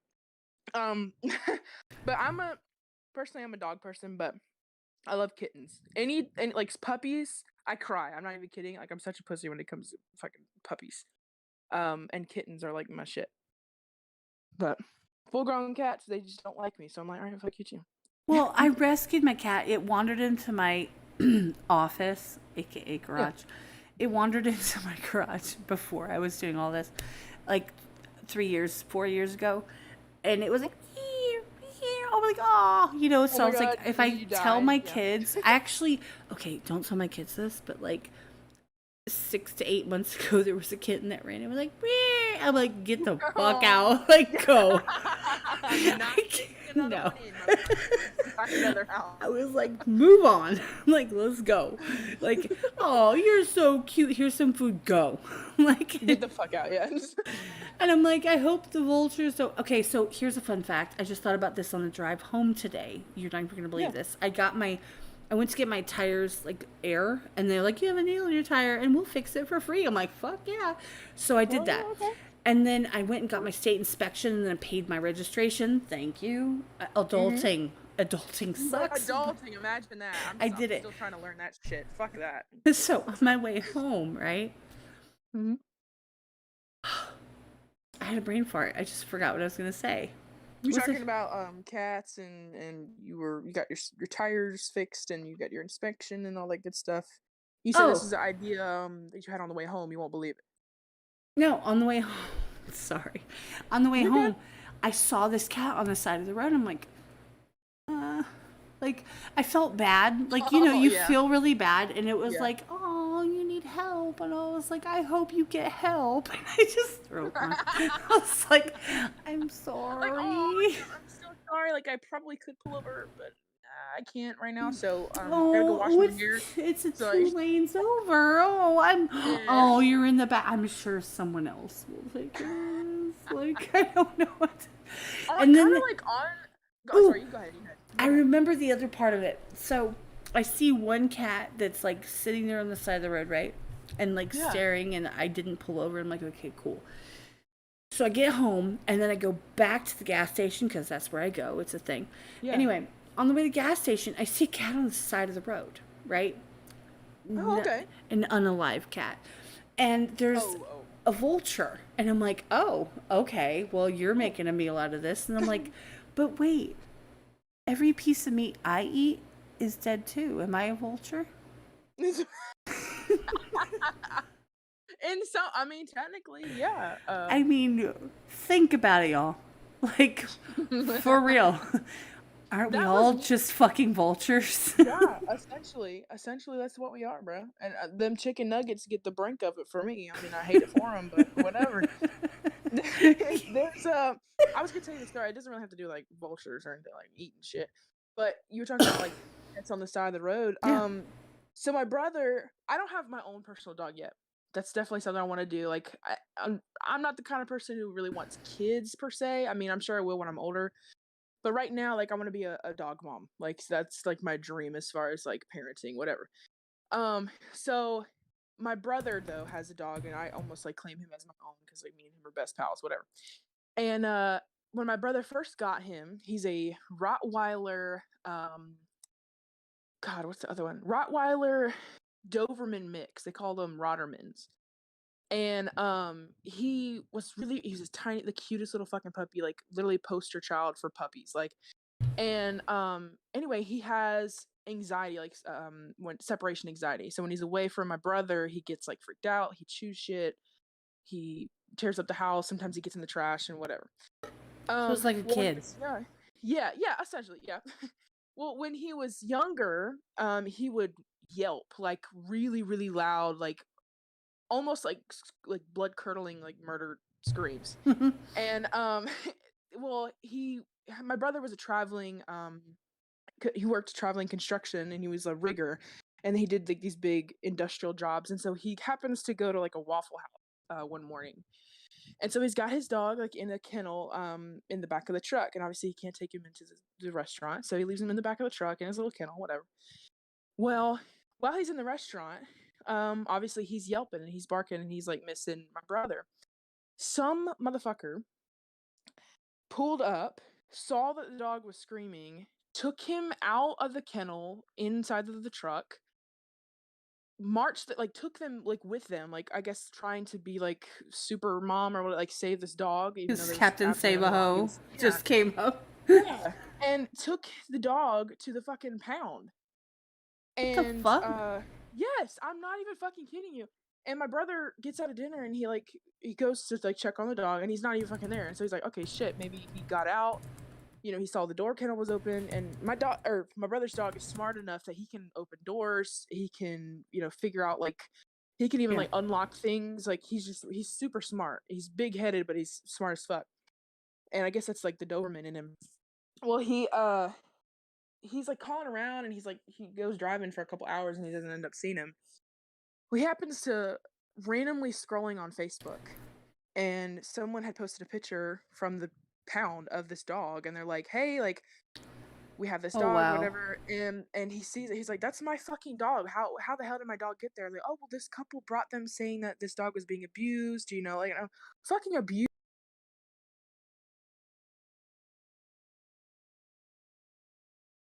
Oh, she disappeared. Hold on. Let's wait for her to come back.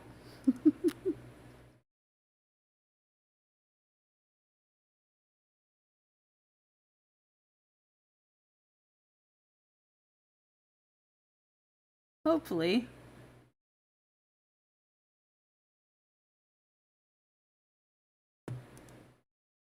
Hold on.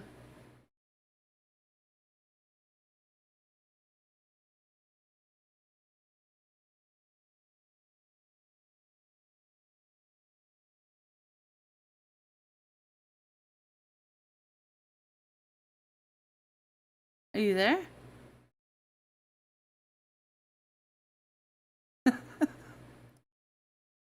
Uh-oh.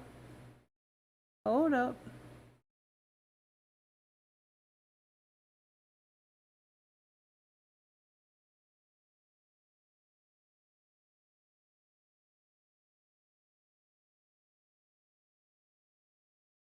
She's in here, but I can't hear her.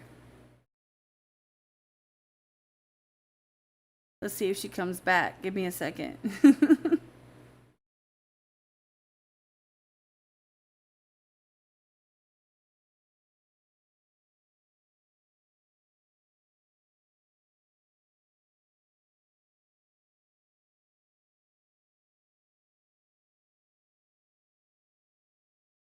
Can you hear me now?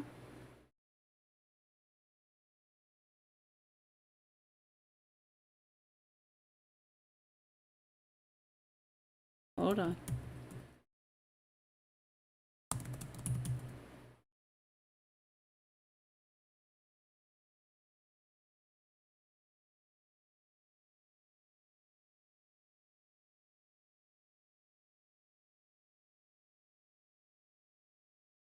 Give me 2 seconds. I'll make it happen.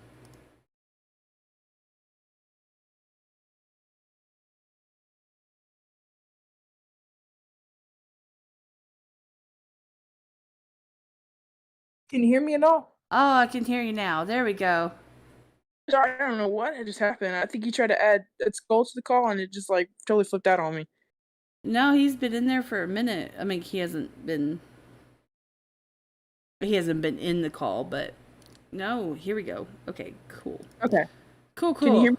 Yeah, we can hear you. Can chat hear us? I can hear you fine. So sorry about that. I have no idea what happened. I was just talking to myself. I was like, okay, well, here we go. No, you're good. And then I was like, hold on, can you hear me? Can you hear me? And then it said it was on an ongoing call, and I didn't know what was going on. But well, hey. No, we're good. Anyway, I don't remember what I was talking about. The dog. But yeah, somebody had just randomly picked up my brother's dog and was like, "Oh, he's being abused." Like, motherfucker, he's not being abused. He's bored and he's fucking sad because his dad's in there eating fucking Waffle House. No, exactly. Like, yeah. that's the thing. Is this like people, they put themselves into situations that is none of their damn business. I mean, to be completely honest. Like, Yeah. I mean, they don't need to be involved. Like, and I get that they're like, oh, this dog looks sad. Like, do you need to be Captain Save a Dog? Like, no, you don't. You really don't. Like, it's not necessary. That also, like, kind of, I don't even know why I'm talking about this, but like, kind of, do you ever?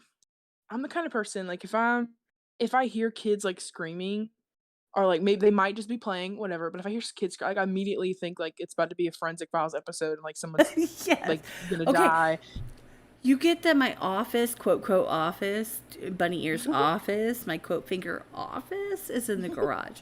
So when I have the garage open when I'm not live, because I close it so that I don't get any outside. Like, if people are walking by, fuck them if they hear me, but I don't have to hear them.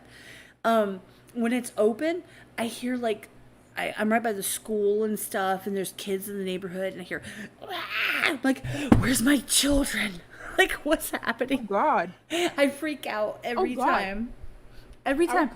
And I hear like screaming. anybody, by the way, fun fact, anybody that lets your children scream like someone's killing them, fuck you. Like, I got my ass. Do you understand? I got my ass cut the fuck out when I would do that shit. Oh my gosh. I think I got my I literally got my ass beat 3 times. One of them was because I was screaming in a BJ's. Another one was because I walked away at a football game and I got lost. And the final one was because I was kicking my dad in the back of his like chair when I was like 5, while he was driving, and he whipped my ass. He was like, "Stop doing that," and he kept telling me, "Stop doing that, stop doing that." And I was like, "Hey, fuck you," or whatever. And I got my ass beat. But people, literally, oh my god, I've been in retail a long time, since I was about 15, 16, and when people bring their kids into stores and they're just screaming bloody murder, crying because they want a toy and like whatever, yeah. I'm immediately like, okay, I don't blame the kid right now. I blame your bitch ass who's just letting them do that because they're too tired to even deal with the situation. See, that's me. Because here's the thing. Like, my children, for example, my 17-year-old, my almost 17-year-old was always that kid. And my 8-year-old, she is not as much that kid, but she still will, like, I'll go into Cato and I'll be like, hey, I'm going to check out your clothes, you know, and me and my daughter will be looking around. She's like hiding in the racks and like running in circles like it's a track. Like it's a fucking, like, she's going, I'm like, stop. And she's like, because she's bored. And I'm like, I'm going to kill you. But that's the thing, is it's like, this is why I don't bring you anywhere. And she's like, okay, I just want to play Roblox anyway. I'm like, bitch. Like, what the fuck? That is my sister Faith. I swear to God, that's my sister Faith. She literally, so if she's not getting the attention, she's like, fuck you then. I'm just going to play on my tablet. I'm not going to give you any attention. So if you ask me something, I'm just going to have my headset on. Like, fuck you. But she's so smart, but her attention span is like a goldfish. Like, she has to be like stimulated in some way, whether it be the tablet or listening to music or playing video games or whatever. Back in my day, my form of stimulation was a fucking stick and a bag of rocks, you know, whatever. I used to play in the backyard. Like, I would literally pretend like I was going on a choose your own adventure. And there were like trees, and it was like a thing. And I had a Walkman with a cassette tape, like 90s, bitch. Let's go. Yes. Like, hit me, baby, one more time on this headset. Yeah. Like, I was born in 83, so I grew up in the 90s. So it was like pre-Discman. Like, there was no Discman until I was older. But it was like cassette tapes, and my parents were all about if this isn't an emergency, do not bother us, and go outside, and if you come inside, you're done. Like, and then you shut the fuck up in your room. Like, that was it. So we would go outside, and I would like go on an adventure in the backyard with like the 3 stick trees in the backyard. Like, I want an adventure. I'm in the forest, you know. It was just, That was, so I kind of was the same way. So we but you do that now. You have 4-wheelers, so like you do that on regular. We have when I act like when I was growing up, I'm fucking 21. I don't really have room to talk. Like, whatever. Some people would still consider me a baby. That's fine. Whatever. When growing up, I had obviously little CD players. And I had my little like rinky dink headphones, and like you're on the bus, and when you hit a bump, it like stops playing, so you like beat the shit out of it, and it would start playing again, whatever. Well, before that, when I lived in South Carolina, my dad used to get these mounds of like sand. So a lot of people don't understand, like, South Carolina, the ground is either sand or fucking like red clay, right? And so it's like a Georgia-Florida mix.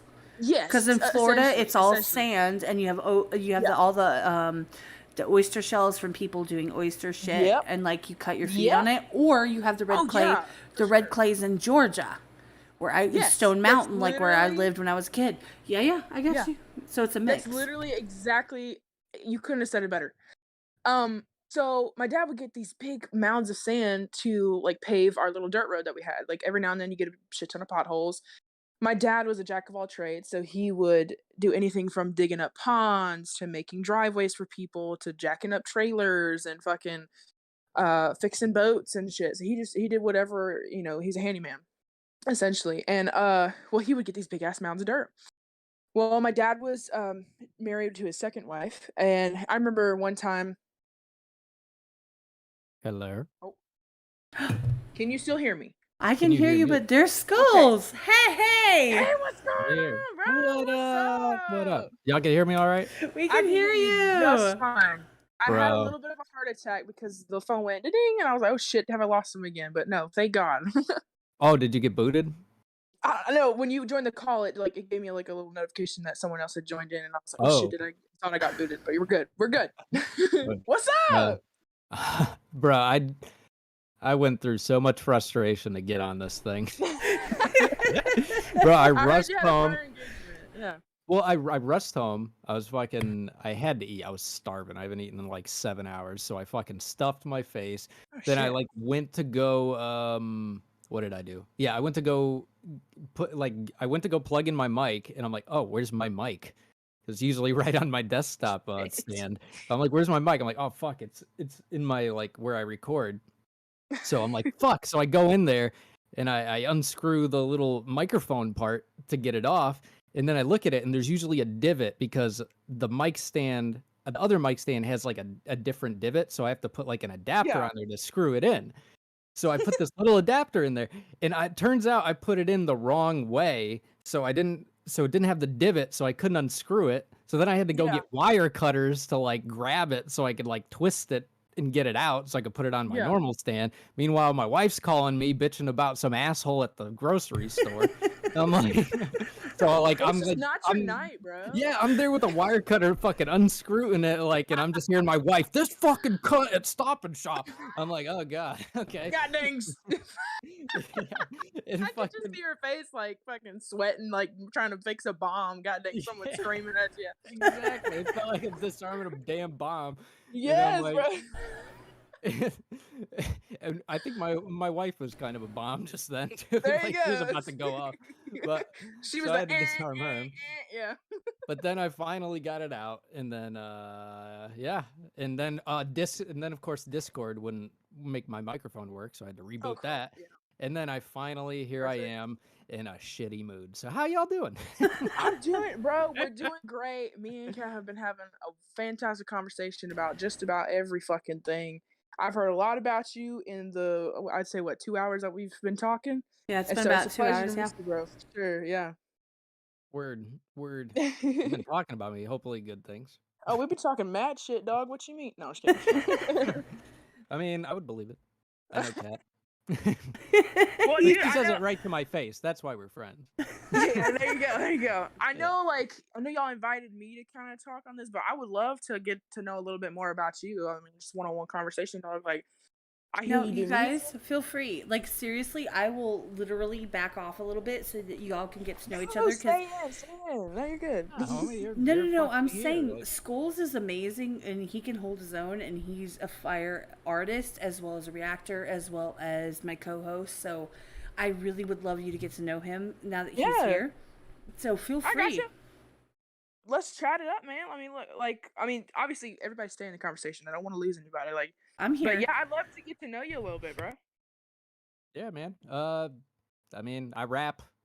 I do reactions. What kind of do you do? Like trap? Do you do like drill? What kind of genre? Or just like whatever you're feeling?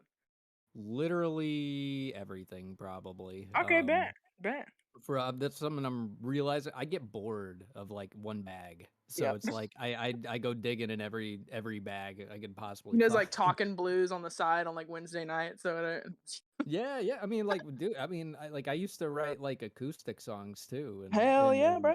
and shit like that. I mean, I don't know. I'm not like a really good acoustic guitar player, but you know, from what I do know, I It's write better some than what I songs. could do. I could barely play guitar. Like I got like the ins and outs of it, but yeah. You're strictly a rapper. Do you, Well, in the song that I heard on our promos, I heard yeah, that you're doing a little bit of a singing thing, like you had kind of yeah. a melody and everything going, which I love. I love when artists do that. So, Bro, I appreciate that so much. do you do that a lot? So I the stuff that's coming out, there's a lot more singing. When I first started out, I was just like, fuck it, I'm gonna throw out some country rap, like, cause that's just what I like, that's what I resonate with. But I have all sorts of stuff that I would love to release. I'm working on releasing. For me, the reason I do rap is because that's what I've kind of learned. It's easy to me. I love to write rap music just because I'm like, oh shit, like I can make connections and shit that like people are like, oh my god, like she just said that. What? But And you then probably got an attitude too, right? yeah, Like yeah, like if you got an someone pissed me attitude. off at the quick stop or whatever, and like this cunt pissed me off at the grocery store, so I had to make a rap about. No, I was kidding. That's what But my wife would rap about, and she would there rap. you go. She started off the song like it started in the cereal aisle, Yeah, and right. yeah, no, but no, like, so it started off there, and then so I've got a bunch of singing stuff that I'm looking to release. I have a whole pretty much country album written. It's just a matter of actually getting someone to help me like get tracks made up and like from scratch. And then also I have some rock stuff, but I don't really know how to produce my own like rock tracks and like what all the ins and outs that go into that. So it's just something I have to grow on and build on with someone who's a little bit more knowledgeable about that kind of stuff. But yeah, no, I do country rap, but I also have a lot of rock, a lot of country.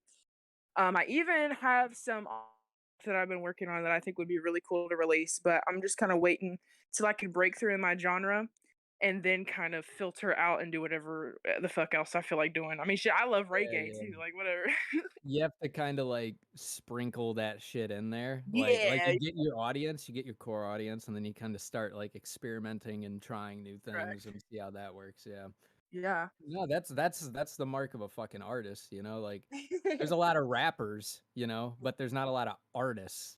Right, And right. that No, I that's what agree. differentiates people that see the art in everything and pursue that rather than just Yeah. like, oh, let me do this, you know, let me just make Let a me talk track. about bitches and cocaine. Yeah, Yeah, you fuck know, yeah.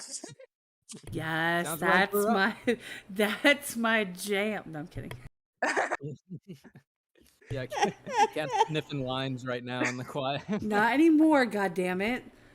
Oh, Fuck, I didn't mean to start something. I didn't mean to reference any of that. Jeez. What's up, Mrs. Traumatos? How you doing, sis? Hey, what up? Yeah, I was actually writing a sort of an R&B song earlier too. Oh shit. You know, I R&B I don't even really like all that much. Not that I don't like any of it, but there's Right. like, you know, when you listen to a genre and you're like, oh, I like the way it sounds, but I kind of wish the lyrics hit different, yeah. deeper or something or were more Yeah. relatable. It's like that's kind of Yeah. how I am with like R&B and pop. So It's funny basically, 'cause I you Yes. always like Oh my this. god, yes. You like the sound, but you feel like the lyrics are not as deep as they could be. Like you could really go deeper with the lyrics or more Right. memorable versus Yeah. being like, I wanna fuck you with the Slowly. And Yeah. put me on the counter. And then that- yeah, what the fuck ever. Yeah. Is that song on Spotify? Because I'm definitely about to go add that to my playlist. It's called "Put Me on the Counter." Right after I fuck up this bitch at the grocery store. wasn't me. Oh yeah, let's fuck in the bread aisle. That's about the amount of subtlety you get in that kind Frost of my music flakes. nowadays. Yeah. I can't with y'all. It wasn't me. And then say On cheerio. the counter. It wasn't me. That's so Got a hold fun. of these lucky charms tonight. Bro. For real. Oh God. You can only get away with that if you're Irish, but There you go. I'm part Irish. I can do it. Hey, there you go. There you go. Which part? My dad Oh is God, don't ask that. he's fucking German or what the hell he is. I know my mom's side is Irish, but I asked my dad one time. I was like, Dad, what the fuck are you? Like, I know you're like 100% redneck, but like, where's your like your background? Jessica, I come from the very small and well-known tribe called the Slapaho tribe. Like, didn't even bat an eye. And I literally almost pissed my pants. I was like, Dad, I'm never gonna ask you that kind of fucking question again. You really don't know. That reminded me of some shit my friend said to some chick once. She was like Cherokee. She was, yeah, something like that. And Yeah. he was like, I forget exactly. She referenced like having a tribe. So he started calling her Miss Booty Round Like Son. Every time he said that, I just would laugh uncontrollably. I was like, bro, you can't call her that. That's so disrespectful. It's like terrible, But she bro. was cool. She was cool though. She was like in on it. She was laughing with us, not, you know. Oh, bro, I was working the other day. So I work at a gun store now. And I was, Oh, that's so doing. Well, it's so cool. Like I like get to do paperwork all day with the ATF. It's like it's fire, whatever. Anyway, so no, I'm just kidding. And, This and guests don't act out of line because you yeah. got guns, which is really not There dude. you Like go. It's like, all the don't retail piss me jobs off, I've ever Karen. worked, all the Yeah. retail jobs I've ever worked, I was like, if I had a gun, like I would, they would just shut the fuck up. Be like, Yes, oh, that's be what like, I hey, love. why don't you write a positive survey for me? Like, or else. Oh my god, literally, that's why I love it so much, is because they go against all the retail rules like you would ever think. Like if someone's stealing, they're like, hey, stop fucking stealing. They don't just let them walk out the door, and it's like, it's pretty fucking great. Anyway, but this guy, kind of going on like where you're saying, like with this Cherokee and whatnot stuff. This woman, she's like filling out her form, and she's like, well, what if I'm half Native American, half white? Like, how do I answer the form? I was like, well, you could select both of them. And he goes, oh, what do you like, Pocahontas or something? And she looked at him like, what the fuck? And no, this woman's like in her 60s, 70s. And she's like, what? She literally looks at me. She goes, what the fuck are you talking about? I had to go to the back of the store and laugh for like 5 minutes because this man got so fucking red because he's like, I did not mean to offend you. Like, I'm so sorry. And you just hear him apologize. And this old lady's like completely ignoring everything he's saying, like typing up her fucking paperwork. But he literally, oh my God. I was like, why would you fucking, like, what? Why would you say that? Like, she's like being dead ass. You're like, what are you, fucking Pocahontas? Shit, bro. But Gotta love that. oh God. I'm making that a hashtag Pocahontas. Yeah. Just saying, y'all. Like, let's go. We're gonna have to listen to this to really. They're gonna be like, what the fuck is this? Like Pocahontas? Yeah, no. My next album's gonna be called Pocahontas now. There you go. Poca Paint what with the now? colors of the wind is gonna be the first track. Like Poca what now? Poca what? Pocahontas. Poca what? Poca who? Pokemon. The music now? Oh shit, okay. Gotta catch 'em all, Pocahontas.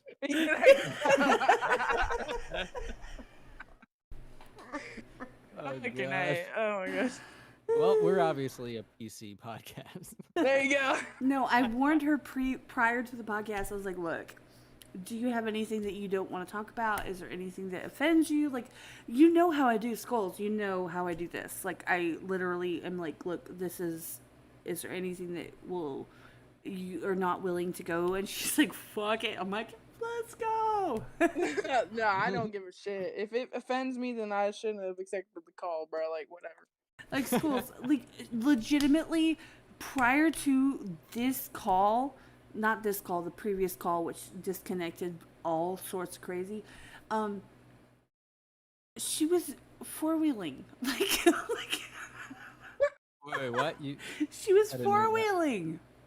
Like, Oh, that's badass. like, She how was much- at her job selling guns and then went ATVing. Like, I told her, I was like, how much more on brand can you be? bro, if I you told her, were- I was if like, you I'm were- literally getting a fucking shirt that says on brand. And every fucking shoot I do, I'm like, if I'm doing some redneck shit, I'm be like, I'm fucking on brand, bitches. I want That's that my the next fuck album. mainstream shirt. I want that one. I will make I got you. Sarah. Are you here?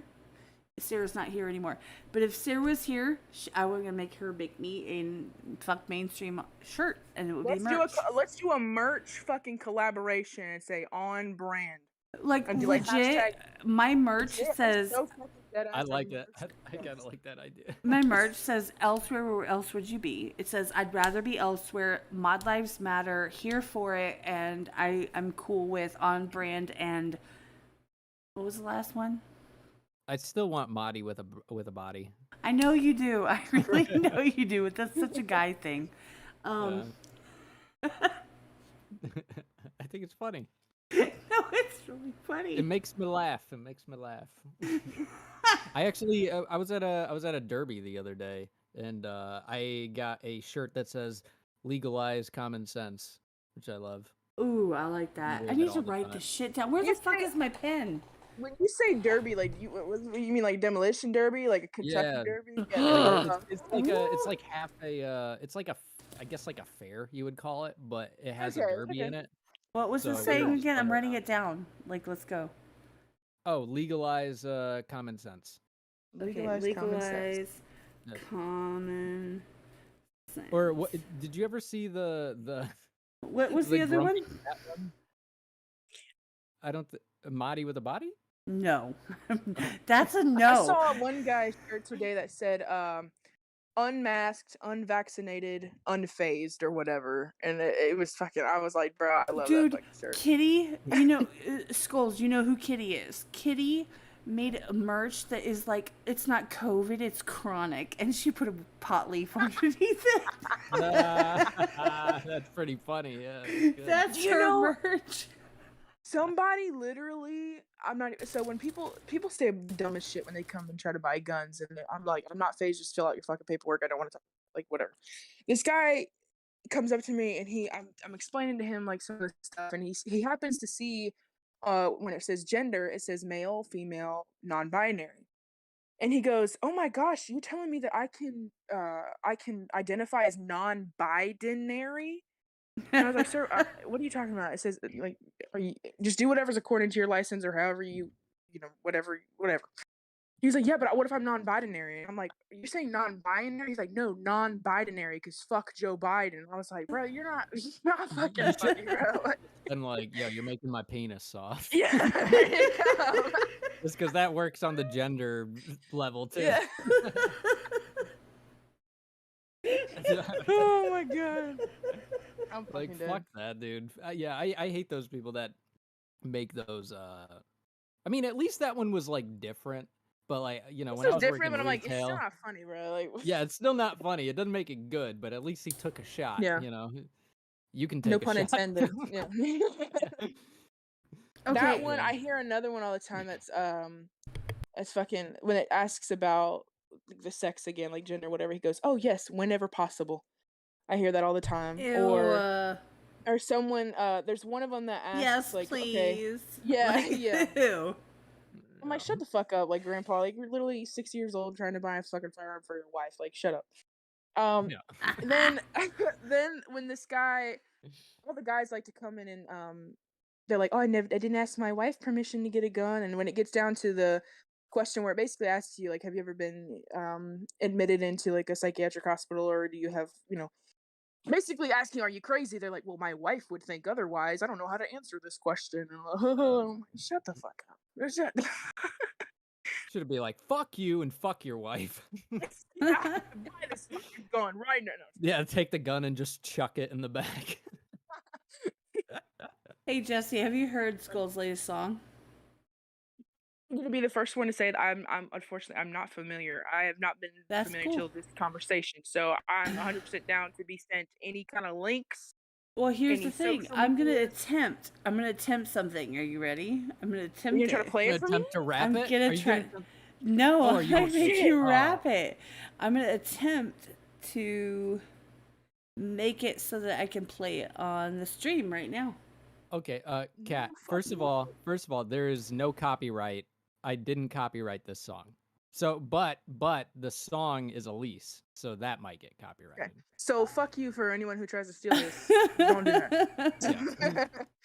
Yeah. What am I gonna find it? I just hit the wrong button. Wow. I need to. Okay, here, let's try it again. I know the chat can only see like blank screen, so you're welcome. Is it playing? I can't hear No, it. it's not playing. Hold on. Oh, I'm are we trying gonna to make listen sure it that it through- plays. Are we gonna have Okay. to listen to it on the like actually open up the video and everything of this podcast? No, I was gonna say my- because I'm like chilling on my phone. I don't have the YouTube. the opened up. YouTube, yeah, but you should be able. Okay, I'm gonna share my screen too. So give me a second. The huge tube. Stop it. Give me a I love the second. Trump impression. That gun is There we huge. go. Oh, There, God, what was click that? on Oh! that. Watch stream. Oh, No fucking way. Look, I can see it. All right, you ready? Let's see how this goes. This might be a disaster, but we'll figure it out. Oh, Damn, you fucking got the whole ads. analytics and fucking Where is my everything. mouse? The ads are getting me paid. Fucking ads. Watch the NBA Yes, sir. Finals live on ABC. Yay, I made a whole fucking YouTube 2 Live cents. on ABC. Are you ready? Can you hear it? What a thug, bro. Can you hear Huh? it though? I just want to know if you can hear it. I can. Yeah, I can hear it. Yeah. Can the chat Okay. hear it? Can you see it? Can you hear it? Can you see it? Hurry up and tell me. Do you see my face? No, because it's blank right now. Sunglasses. Damn it. Hell yeah. All right, let's just That's how you fucking do know it. it's an If they aggressive can't hear song. it, they can deal with 3 minutes of silence, I guess. It's a moment of silence. Yeah, think you got a clear view. Clear shot, better take it, I hear you. See the net and the leafs got a clear route. Stepping over your snare like where to? Pull a Greta Thunberg, how dare you? Raw me, dare me, I'ma tear through. Raw talent's my only heirloom. Step into my crosshairs, I won't spare you, nah. You should be worried, don't play it off like it's just too early. Fate and circumstances merging. Trim the fat like I'm doing burpees. Yeah, I suck in your gut like Kirby. Act big, but you're really just thirsty. All or nothing like a home run derby. Cleaning up the game, but I feel so dirty. Hurry, I said hurry, got it down to a T like Curly. They don't want me to keep my earnings, they don't want fans to reach a verdict. Perfect, I've been working, they just ask is it even worth it? You'll never see my weakest version, I keep studying me and purging. It's a process, I give it time and it give me back progress. Now I'm just trying to be honest and profit off of cutting through all the nonsense. Sick of the straw man, go all in man, they can never stay on topic. Being dumb don't leave you with many options, come on let's be honest bro, I leave them in shock. They just mad I'm the cream of the crop. Even if it was a numbers game, it's not enough to even the odds. Nah, I wouldn't string you along, but you could believe I leave you in knots. You'd be spending your time different if you could only see what it costs. And look, I'm a big spender, and I do it all again with pleasure. I ain't even trying to impress you. Look, man, I'm broke, but it gets better. I know my worth, and you trust fund, baby's got a chip on your shoulder. Calm your ass down and sit in your stroller. First step of grief's to admit that it's over. You gon' realize you a bitch when you're older. Sleeping on me, closing both their eyes. The one and only dope is lullaby. Putting in work, flows and overtime. Fuck around, see me blow up overnight.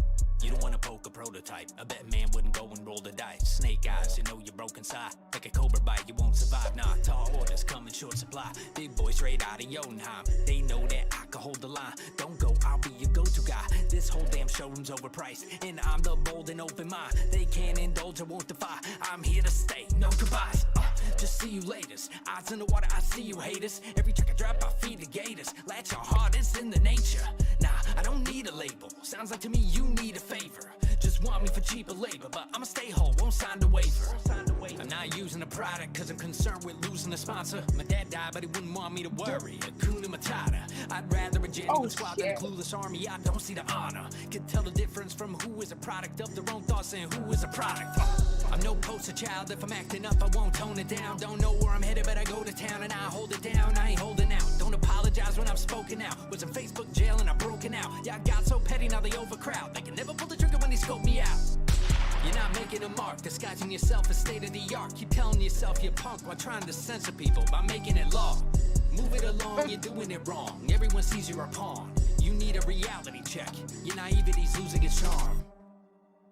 Oh. Can you hear me? I can hear you. Yeah, we can hear you. I'm so sorry if I was like, oh, like every couple seconds. Dang, bro. I'm here for it, bro. Bro. Hakuna Matata. Motherfucker, what? What a wonderful phrase. Oh The my God, Kirby bro. bars is my I'm gonna thing. be I'm gonna be so honest with you right now. And I get this all the time too. If I like hearing you talk, like hearing your voice, like when you talk, and then hearing you rap, I would have thought was like two different people. Oh, Like, really? I would not have like put your voice on like, cause the way that you kind of, and I call it sculpting your voice, like your personality on the mic is so it literally sounds like something you would hear, like the sound of your voice sounds like something you would hear like a mainstream today, like dead ass. I'm very particular when it comes to like when I listen to like rap, is the way that people sound and present themselves on the mic. Like I don't know what you're doing, but it sounds fucking amazing, right? Like I'm I so, appreciate that. and I hate I don't mean that to offend you, but like if I like hearing you talk and then hearing you rap, I was like, oh shit, that's the same dude. Like, Oh fuck, yeah, bro. no. I get that. Like, Yeah. I think like people who rap are expected to act a certain way Yeah. and be a certain Yeah, way, I get that. Yeah. and it's like, you know, like if you're just being like a friendly human being, you're not gonna sound like how I sounded on that song, you know. So it's just like, yeah. But then I get pissed off, and then I write a 3-minute song, and that's how I feel and that's how I sound. You know, so it's just kind of like that's how I feel inside. Bruh, no, that's fucking dope. I can't wait. I'll like definitely send me more because I would love to check out more, bro. I am actually I know I keep talking, but I literally don't. I'm speechless. And I'm like, wow, I did not I expect that. appreciate it. Yeah, that's a different side of me. I do pop stuff, I sing, I do other shit too. Sing? Oh There's shit, yeah, I'm gonna have to check that out. Oh yeah, my mind's telling me no. Oh shit!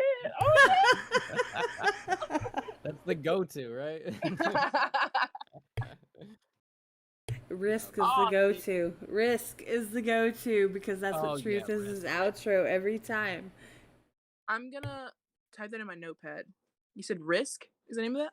Risk is a Risk. good one. No, that one was Greta Thunberg. Yep. I'll send you links, hon. Don't worry. Okay. But no, his entire album is fucking fire. And we've been pushing it for a year. But, like, I wanted you to know that he, like, as an artist, like, he is an artist. Like, I wanted you to hear his lyricism and everything that he's about. He's fucking fire. And we've mentioned it earlier about how, for example, like I told him he can't respond to every single comment. Skullz, you can collaborate how I said that.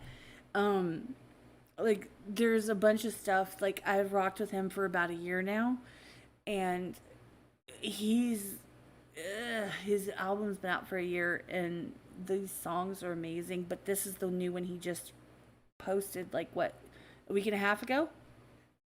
Yeah, maybe something like that. Yeah.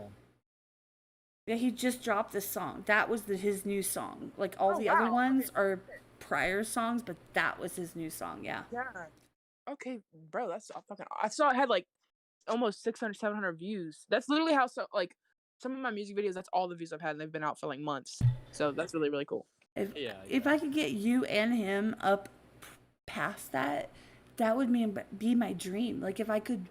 What you mean, girl? We gonna do that shit. But that's the thing. No, you have to understand. Like, if my influence could influence people to go check y'all out to that capacity, it would make I would be so happy.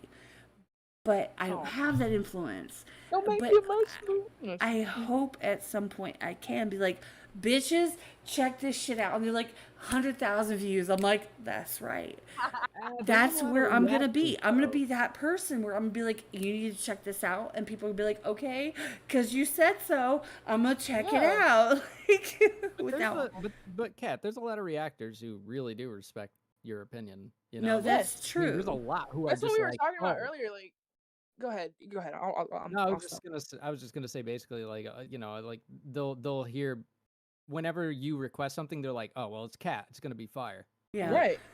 That's your credibility right there. I mean, that's what people associate with you. Well, I was on a phone call. Yeah. I was on a phone call with Truth after his live today, and he's like, bitch, where do you find all this shit? I'm like, look, this is internet. Where I was like, this is where I find. He's like, but no, that's not what I'm asking you. He's like, I'm not asking you where you find all of the good songs, like, but how do you know what to request? And I'm like, well, for example, today specifically, I requested a song that was like a baby making song that I knew he would fucking love, which he playlisted within like 30 seconds of hearing it. And I requested Viking Barbie, which was fucking awesome because she was like, I'm going to fuck you up. Like, you can't cheat on me because I will kill you. Like, that's how that's going to work. That song was fire. And he was like, where do you find all this? I'm like, I just find it. And then I just want to bring stuff that you haven't heard.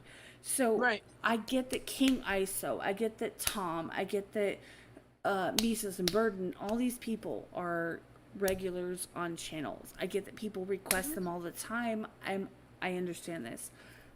My goal is to request the people that no one else does. So I requested those two, and I requested Jessie B, and he was like, huh, okay, all right. Like because at first he thought it was Skullz, you know who I'm talking about. He thought it was Cat Calling. Okay, yeah, yeah. He thought it was the same person, and then he's like, "Why are you looking all ACAL up in here? Like, what is happening?" And then he goes, and then he looked over because he usually does not. Like, I try to tell him shit when he's live and he's reacting, and he won't look at me, but he did, and he's like, "Oh," because it's not the same person. That explains everything. I need to watch. Didn't get the opportunity to watch it. No, but it was just like, Yeah. huh? I think Okay. was it in a live? It was live today. Yeah, he reacted Did to he her. post them?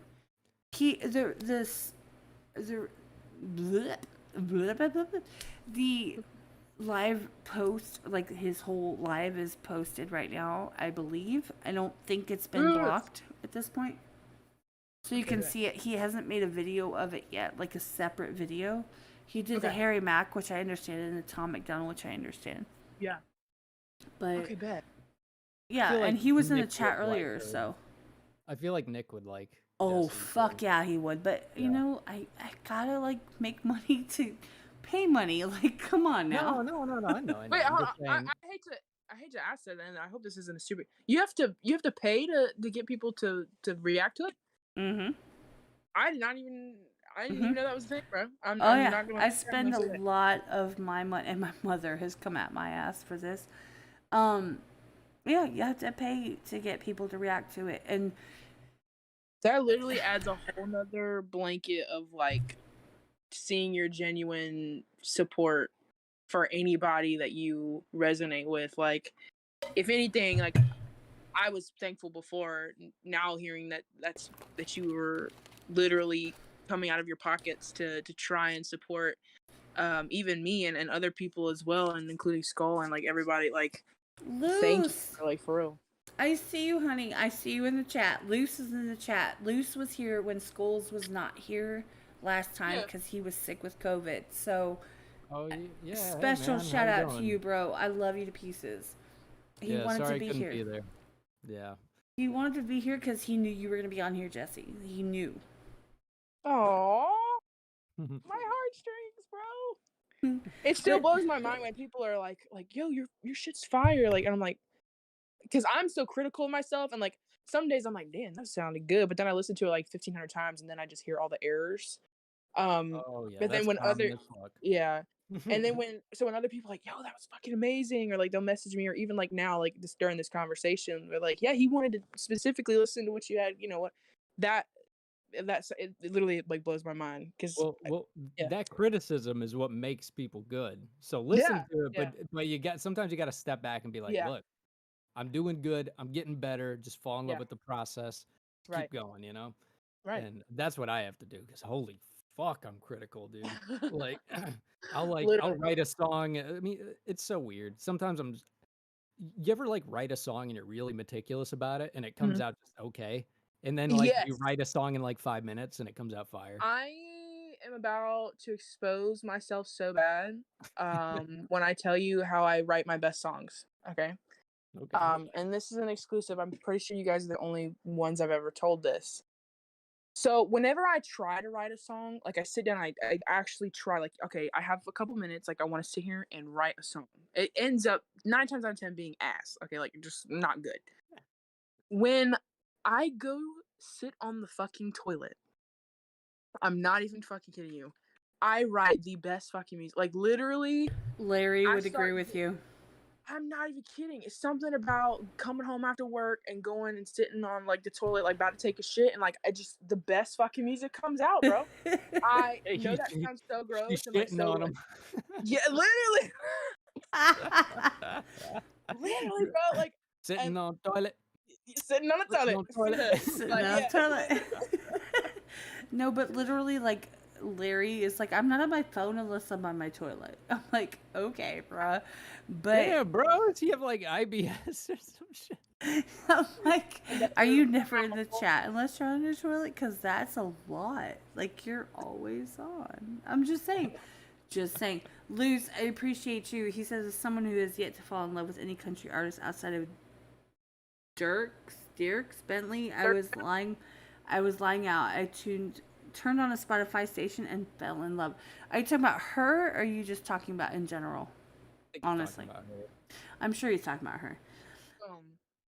That's fucking awesome. Well, now I know I can actually play music, like, and people can hear it. I'm so thrilled. But We're all learning together. that's the thing. Like, it's Saturday night, and people are doing their thing. And by the way, how is all of the chat people pink? I'm cool with that. By the way, I'm totally cool with that. I don't know how it happened. I'm black and white. But I'm no, white. is the thing is that I don't even know how to put this. The thing is that you have great music and you're going places and you're doing so well, and I am so proud of you for what that's worth. Like, That's worth that, bro, made the night. That is worth this whole literally. God, I sound like such a shithead when I try to thank people because I don't even know what the fuck to say. But like, I hope I'm the same way. Yeah, like thank you so much. Like dead ass. Seriously, thank you. I cannot thank you enough. no, I can't wait to see where you're gonna go, and I've seen where you are at this point. However, I just know that there's so much in your future. There are so many networking positions that you're going to be in. Like, there's going to be so many collaborations that you're going to have. There's going to be, whether it be for just guiding you or being in a song with you or whatever. Yeah. You're just going to, what song should I start with? Okay. Jessie B, what song should he start with? Like, legit. Oh, to listen to? Yeah. Honestly, go ahead and get all the shitty ones out of the way. I always tell people, and not just like, oh, like listen to the bad one first and then the good ones, like whatever. I tell that to people because I want people to not just like see the music, but like see the growth that happened, like as throughout the year that I've been able to do this, and hopes that will inspire them to like realize like, okay, she started out with like absolute ass lyrics, terrible track, like bad recording, to now something that's decent, something she could work with, something she could build up from. And so I honestly start with the very first song where I'm literally packing a dip right before I start the track in my closet, like, and then work your way up to my recent one, which is Rockin' to My Reason. That one was so much fucking fun.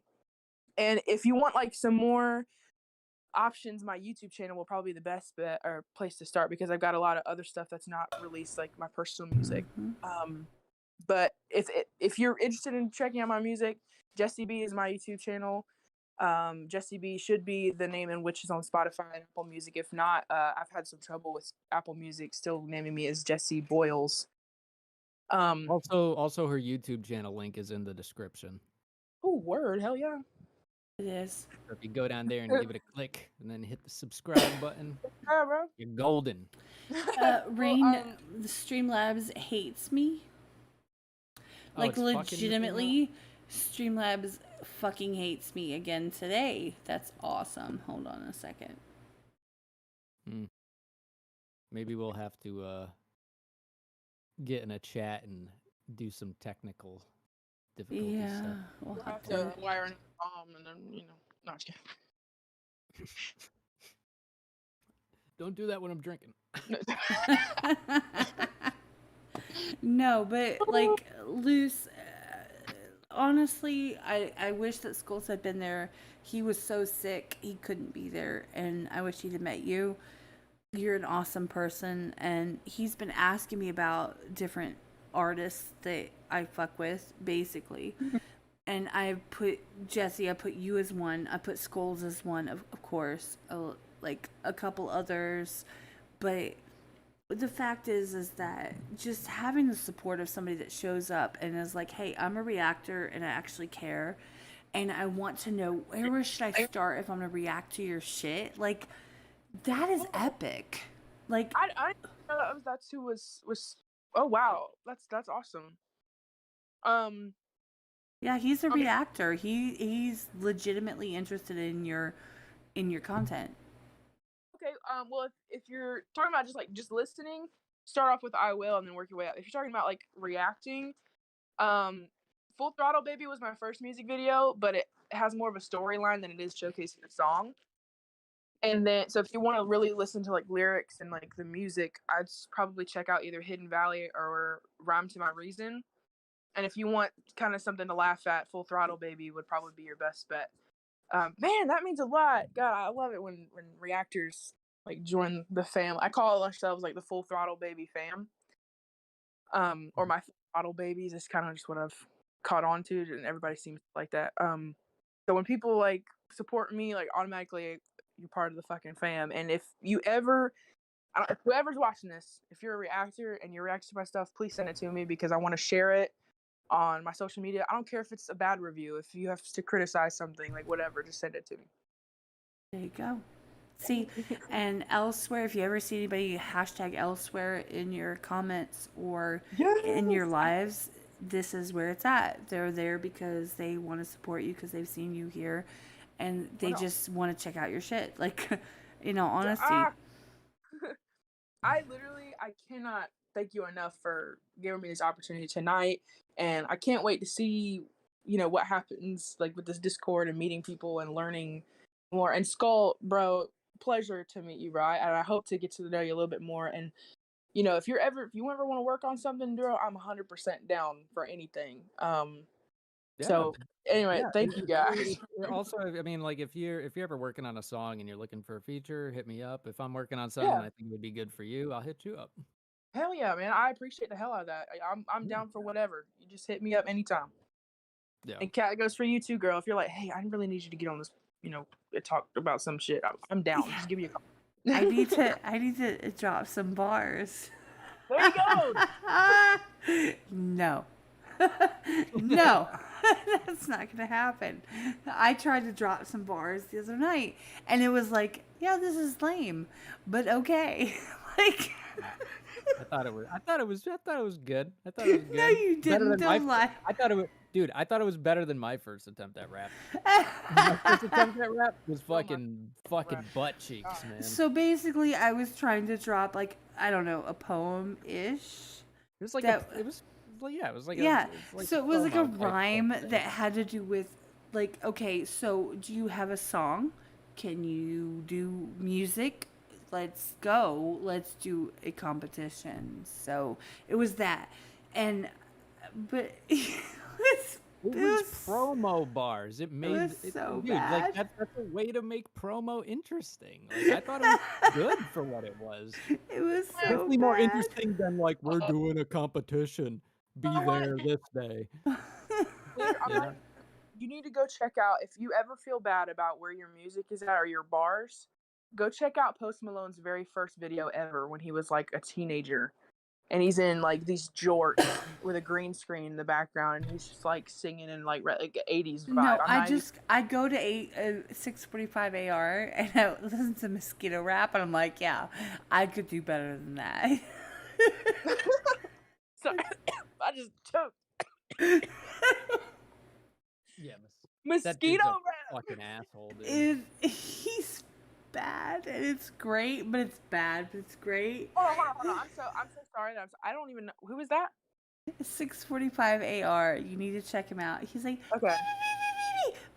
No, don't. The whole thing. Let him die. Let him just die off. I trolled Nick, the actor, who's a reactor. I trolled him with that song. Oh yeah, it was pretty funny. It was hilarious. Right after. Oh yeah, trust me, you'll turn it off in like 20 seconds. I'll be like, why did you do that? He's like, Kat told me to do this. And then midway, he's like, fuck you, Kat. I'm like, oh my God. By the way, this was like 10, 12 months ago when I was only like his mod for like 3 months. And I was like, he's going to hate me. And now he's like, everything you throw me is fire. I'm like, except for that one. Remember? Please send me a link. I have to listen. I will. I promise you. I'll send you a link as soon as we're done. Which we're almost done because we've been here for almost 3 hours. I was gonna say I'm about to. Cousin wants to go swimming, tonight with some friends, and so I told her I won't be too much later. But I did want to say, and I know I said this before, it has been an absolute pleasure to have been invited, and I can't wait to. If you ever want to do it again, if you ever, want to work on something, collaborate, both of you guys, and everybody in the chat, like, feel free to message me. It might be a while before I can get back to you, but for real, it's a blessing, and I'm so thrilled to be a part of this community and to have met you guys and networked. For real. No, we we're glad appreciate to have you being you. here. Yeah. Thank you so much. Yeah. And honestly, you guys, thank you for everybody who's still here. And Luce and Champagne, I know you're still here. And I can't thank you guys enough for hanging out and chilling with us and sharing your story and all of the commentary and everything that when you're coming up and doing your thing. And I can't even thank you for that, because that's everything like what you are, like that is what it is. Like when you were trying to come up and you're trying to talk to people and you share all of that, it's everything. That means a lot, that my little rinky-dink story means something to someone else. So thank you. Don't even call it rinky dink ever again. I swear to God, I will fucking come to North or South Carolina and we will we'll throw hands. It's all good. But no, like legitimately, like sharing everything that you've gone through and what you're going through, and just sharing yourself as a person. It means everything. So I appreciate you. And there's Champagne, a tip $20. Thoroughly enjoyed this live. Can't wait to check out more from you. Hell She's a new subscriber, so there you go, Jessie. We Thank appreciate you guys, you. for real. Hands down. I love y'all. And we're going to get out of here because it's fucking late. And we've been here for a minute, and she has got some swimming to do, Oh, we probably got some floating to do on my end. I'm a big girl. You got to remember that. But anyway, right. Seriously, take care, y'all. Love you guys, and I'm looking forward to more. For real. Yeah, anytime you want to come on, just hit us up. Hell yeah. And everybody in the chat, we fucking love you, and we'll see y'all elsewhere. Yeah, we will. Bye, y'all.